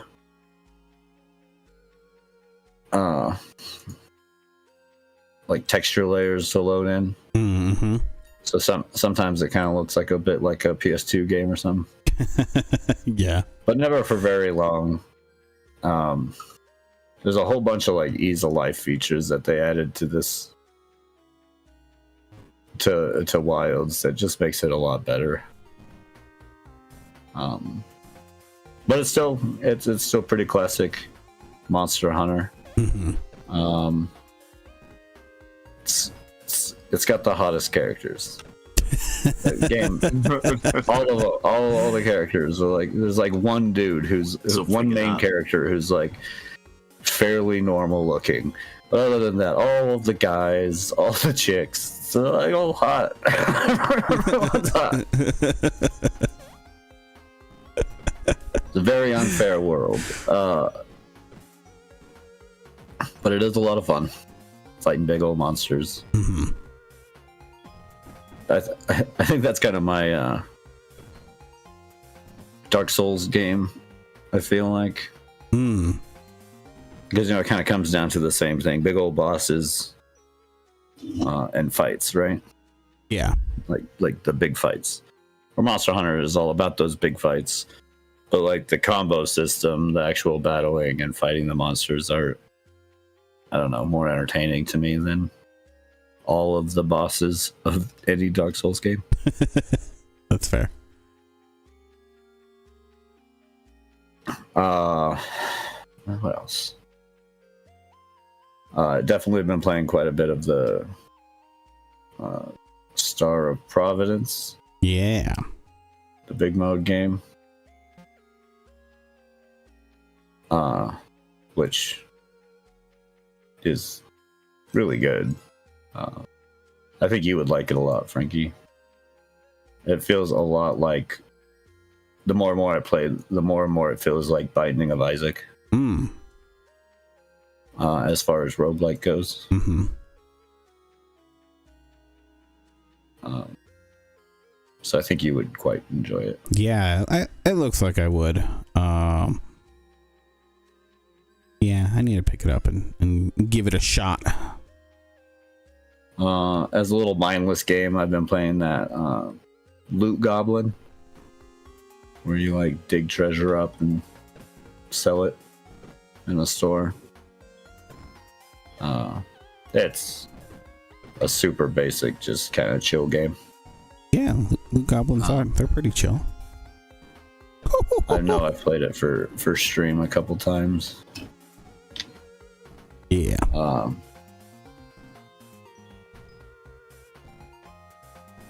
Yeah, I've been playing that since my head's been kind of hurting. It's something I don't have to like focus on. Mm-hmm. Been listening to my books, still making my way through my re-listening of The Wandering Inn. Story's so good. I'm getting so mad at one of the characters. You got like, this guy's like pushing this army of goblins towards this Drake City, because he wants to use the goblins to like raid the city as in like this, like, oh, we're trying to fight the goblins. Oh, sorry, your city got sacked. basically their plan is to misfire trebuchets and hit the walls of Lascaux and push goblins in to take over that town, and then use the goblins as a guise to push them out and take over that city. And it's just such like an underhanded, shitty ass ploy. And I hate the guy, the person who voices him does like this whole like hoity-toity like lord accent with him, or like voice with him, and it just makes you hate him even more. Like, yo, I know the outcome. I've already read this. I know the outcome of the story. I know what happens. But I'm still just like so mad at this character. Like, you're like, I just want to see him get like assassinated. They're doing a great job. In other words. Nice. Yeah, that's mostly been my week. I haven't really done much else.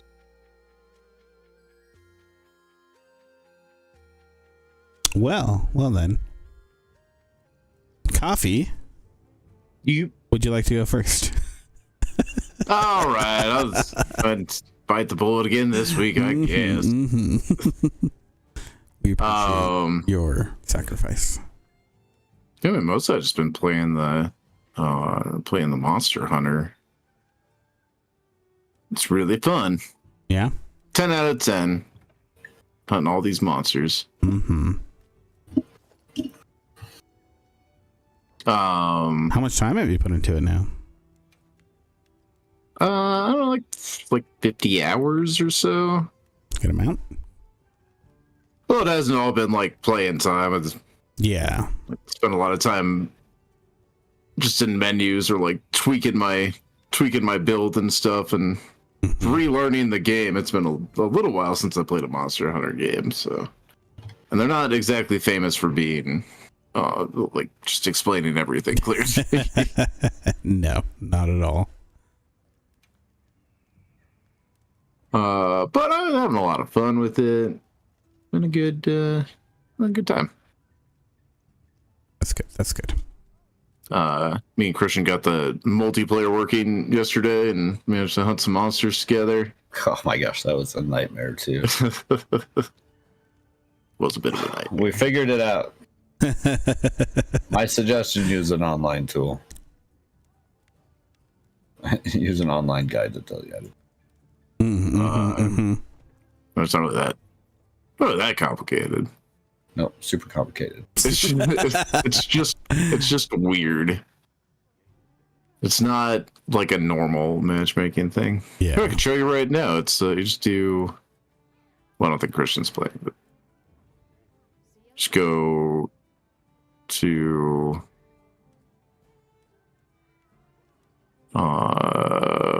You've already forgotten. That's one of these. Oh, yeah, here we are. Yeah, it's you make a link party. Oh.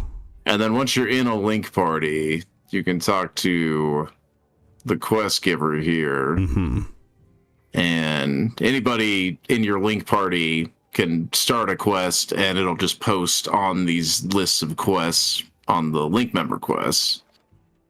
I don't have it right now because I'm not playing with any link members, but yeah, so that's how kind of you squad up in the game. You can also do an environmental join, which will just let you run around the like open world and do like expeditions with other people. But there's like a separate thing you gotta do to like join quests and stuff. It's not very seamless. Multiplayer's always been kind of clunky in this. But my best advice for it is like start the quest and then have your friends join you. Just make sure you're like in the link party, and that's easy enough to do. Yeah, send people. We got it figured out. It's not too bad once you got it, but rad. It's just getting there. Yeah, it's just weird. Mostly talking to the quest giver I thought it would just like put us all on the same quest together if we're in a party, you know? Just one person starts the quest and everybody gets the quest. Right. Yeah. That's not exactly the case. It's a little convoluted for how games normally work nowadays. Yeah. It feels outdated. Yeah, like a lot of stuff on the game, it does kind of feel outdated. That's a bit of the charm in the Monster Hunter games, though. I feel like they keep a lot of like old mechanics from the older games. I'm into it. I'm having a lot of fun with it, though. Yeah.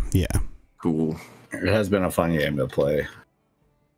The suits, the armors and stuff are fun. Yeah, the armor and weapons are all really cool. You're wearing it. The whole like mech suit for the Palico is my Palico's got one of the best things I've ever seen in my life. Oh yeah, I was supposed to show you some other Palico suits. I could do that. Let's see. See if you fancy some of these other ones.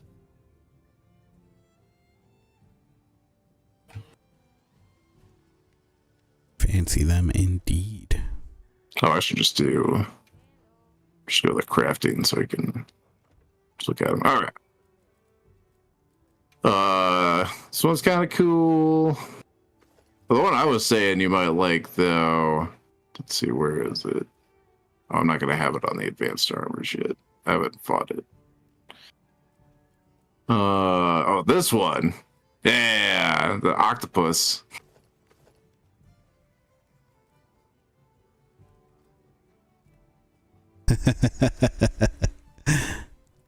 I love tentacles jiggle around. I love those eyes. Yeah, the octopus is silly. It's a pretty good one. There's a lot of fun ones though. You got like a samurai. The mech suit is so good though.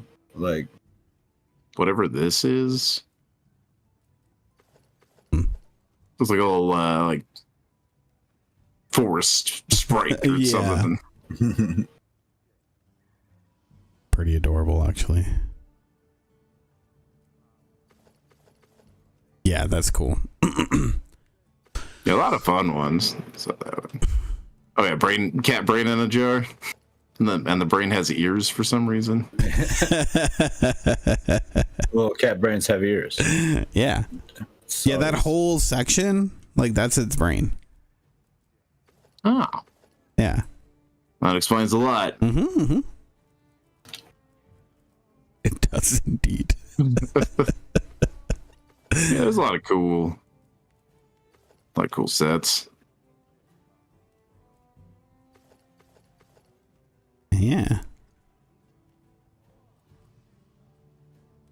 Yeah. I'll get that. Looks like a cool game. The Death Stench set.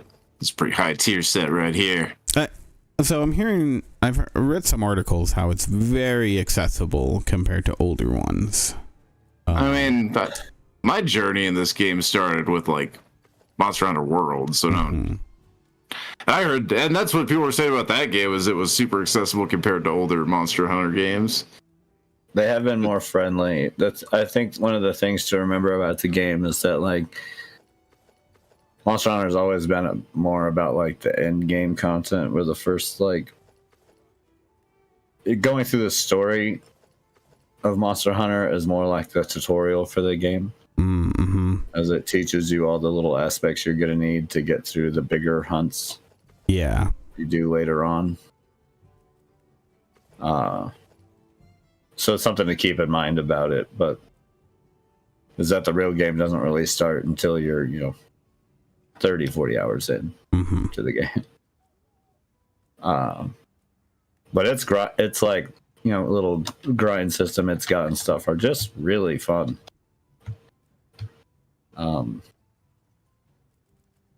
Especially I think even if you like the Dark Souls games, you probably get quite a lot of enjoyment out of it.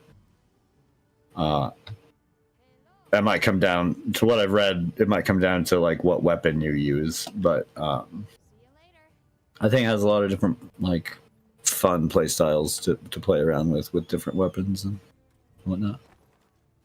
Okay. Yeah, I'm heavily considering checking it out. Yeah, it's pretty fun. It's I mean, it's still gonna like every Monster Hunter game, or at least the like 2 before this one. It's gonna need some time to cook before it's like really good. Yeah, I think it's actually a lot of people have been complaining about that, but that doesn't go to mention that like Monster Hunter World didn't come out for PC till like 6 months after the game had already released on consoles. Mm-hmm. Yeah. So, I mean, I didn't pick it up on. I first played it on console, and then I didn't pick it up for PC until there was like Game of the Year edition, and that on a sale as well. I'm pretty sure I only paid like $30 for that game on PC. Yeah. So yeah, it's a good game. It's pretty fun. I've been enjoying it. There's some people that don't seem to like it, but it seems to be following the normal trajectory of Monster Hunter games. So there'll be more monsters to come, and harder monsters. Mostly, that's what everybody seems to want, is Wait for except for monsters in the game. Yeah. Well, I wait for its big DLC to come out. Yeah, once the big DLC comes World out didn't for get it. like its hardest monster until that ice. Yeah, it was the same with the DLC came out. with Rise and Sunbreak. So this will have some big DLC that'll add like a bunch of new maps and critters and stuff. And I'm sure they're gonna add stuff before that. Yeah. I'd assume so. So I might be, I don't know, kind of racing. I'm getting way ahead of them in terms of playing the game versus their like development time for new content. I'm sure I'm gonna run out of content pretty soon, but that's okay. Well, they're not pretty soon. I've still got a lot. Still got a lot to do in this game. Also, I feel like a lot of people complain, but they'll just play like they'll find one weapon they like and just use that weapon the whole game, and it's you can milk a lot more time out of this game if you're playing with different weapons, because you gotta go hunt the monsters to build the weapons. Mm-hmm. So a lot more farming if you want to try out all the different weapons. It's sometimes smart too. It's good to have like a few weapons you're decent at, because certain weapons work better for certain enemies too. That's true as well. Yeah. It's good to have variety. Mm-hmm. Yeah, you're It's a fighting a guy spice who of likes life, to you know? fly up in the air. It might be worth having something that can shoot it. Yeah. Well, now they let you carry 2 weapons on you, which is nice. That is nice. That one's been a pretty big game changer for me. Now I'm not just stuck with one weapon.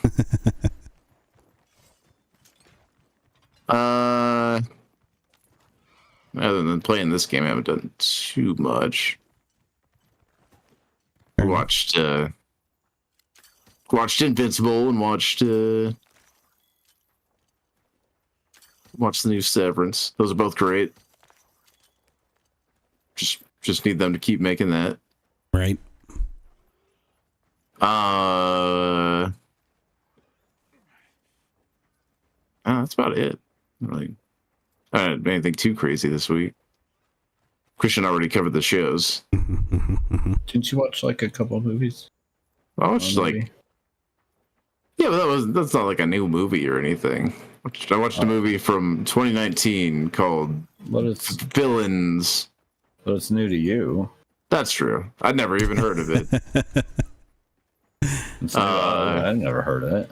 It was some pretty like low budget indie horror. It's got Bill Skarsgård in it as like the main protagonist. Pretty fun. It is very much like a bunch of other movies. At least like surface level. There's kind of different like themes and stuff explored in the movie, but it was a lot like Don't Breathe and Annabelle.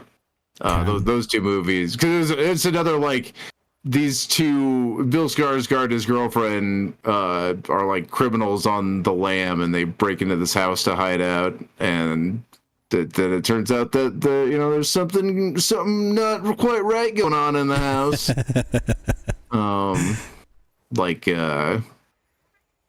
Like Annabelle with that little girl that turns out to be a vampire, and or like Don't Breathe, or it turns out that the old blind guy living there is actually crazy. Abigail. Oh, what was I saying? Yeah, okay, no, not like Abigail. Yeah, that one Annabelle with is the doll. Yeah, that's the doll. Yeah, I don't watch those movies. I watch doll movies. Well, no, I just don't watch the what is it? The Conjuring universe movies. Yeah. But also, I'll watch a doll movie. I'll watch a Chucky or something. I'll watch a Child's Play. Chucky. Oh, Chucky. Well, who doesn't love a Chucky movie? Not me. That's who. Actually, the horror movie Megan was better than it had any right to be.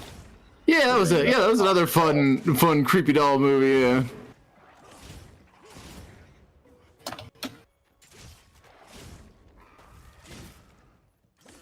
Oh, nice. Well, shoot. Anything else? Not really. Yeah, I I got don't nothing. think. I mean, that Villains movie was okay. It was bad. My takeaway from it wasn't anything I hadn't seen before. Although it did come out before, like, what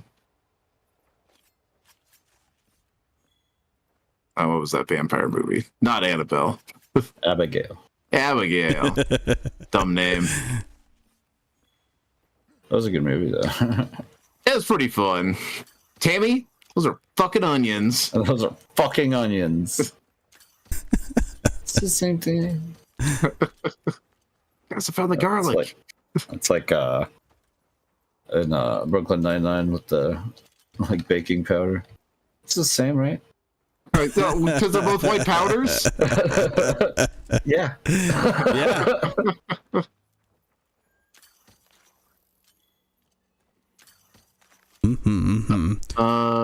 Yeah, that's been about it. Check out Villains on Amazon. It's mediocre. Wait, there was some other movie I watched that was also mid. What was that mid aspect? Oh, The Gorge. The Gorge. That movie was mid as shit. I fucking forgot about it. Yeah, that's how mediocre it was. Yeah, it left a gorge in my mind of that memory of that movie. Not because it was bad. I would have remembered a bad movie, and not because it was good. I would have remembered a good movie because it was very mediocre. It's fine. If you got 2 hours to kill, go watch The Gorge. It plays out pretty much like you'd think it would. I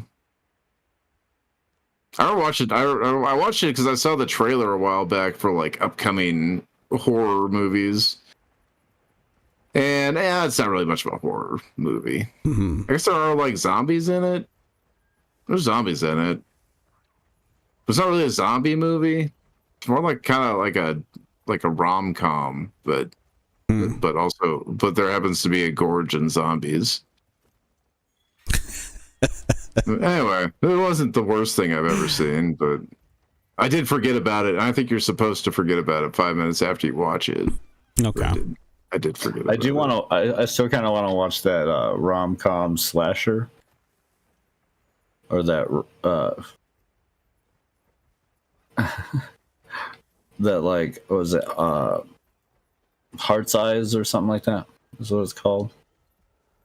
It's been described as a slasher movie, but also a romance movie. I never heard of this. Yeah, I don't know. Heart's Eyes? Yeah, I think that's the name of it. Never heard of it. Mm-hmm. Heart Eyes, yeah.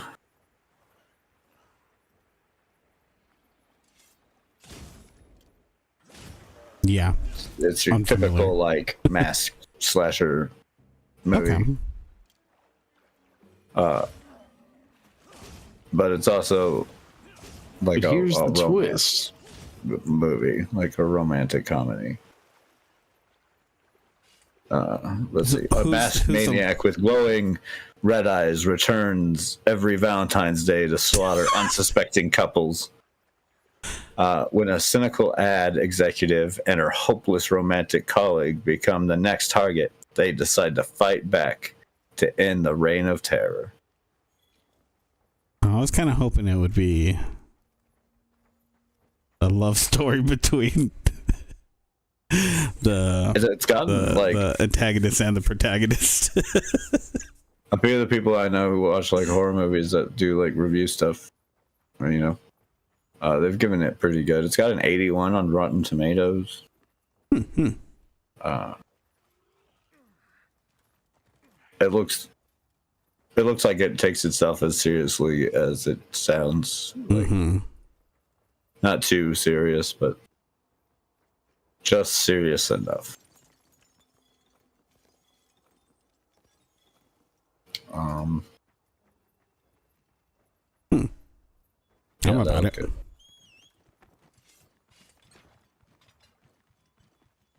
Well, shall we call it there? Yeah, I ran out of stuff that I did. Fair enough. Sense. Yeah. We did it. Another showdown. Woo! Suckers. Yeah. Catch us here on the YouTubes and the Twitch nearly every Saturday. Usually, if not Saturday. Usually on Saturdays. Yeah. At 9 a.m. Someone's not being Mountain lazy. Time. Being lazy? Screw you. I had to go look at houses.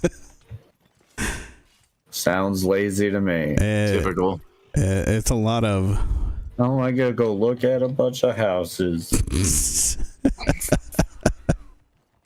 Oh man, one that we looked at was really bad. Yeah. Yeah. It's like, Well, like the house. I see why you're trying, but yeah, the house itself wasn't that bad. Location wasn't great, but like more importantly, like the backyard, like the walls were really high, but the ground level on the other side of the wall was maybe like 6 inches. So like, and this was the backyard was like on the other end was Albertsons, where that day, yesterday when we went to go look, they were having like one of their like public, you know, tent sellers come over and set up their little shops and whatnot. So literally all these people, like as we're looking at the house, you can see that all these people can just see right into the backyard and everything. I was like, oh, that's a little, our dogs are not gonna like that. That's gonna be a lot of barking and also a little creepy. Not so much for me, but you know, for Ian, that's not gonna be great. So yeah, you just gotta make them feel really uncomfortable, Frankie. You gotta go out there and like just bend over, spread cheeks, get their full butthole. No, that's the problem. It will help you establish dominance. Like, here's the really shitty part about that. Like, legally, like, yeah, it's your backyard, but if everybody can look in, you have no right to privacy. Like, legally speaking. So, stupid? It's dumb laws. Be naked in my backyard if I want. I don't care what you can see. You're the one looking at my backyard. Looking at my back something. But yeah, so hopefully I won't have to do that next time, because yeah, basically when it was like, oh, we can go see them Saturday morning, and I was like, you do know, you know what happens every week. There's 2 things I do every week, and you seem to forget about them every single week. So, but unfortunately, it's kind of, I did want to go see what was up with these places, you know. But yeah. Anyways, thank you, Two Littles. Thank you, Coffee and Gordon. I forgot we were still streaming. Yeah, what are you doing? Yeah. And yeah, thank you everyone for joining us. We'll catch you guys next weekend. And we love you all. Bye. Bye. Oh shit, I didn't start the music yet. I usually start that earlier. Oh, you blown it. I know. Ruined it. I know. I don't know what I'm gonna do with my life. Why do we even keep you around? Oh. That's where this is going. No, not really. Oh, okay. All right. Goodbye again, everyone. Goodbye.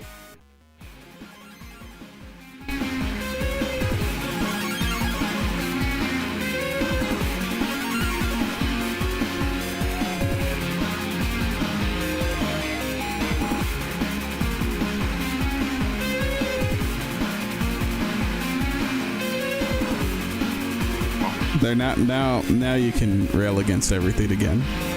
You took all the fun away. Frankie, you failed us again. I killed the moment. That's what I'm here for. Killing some moments. Now get back in your cage. Okay. Yes, sir.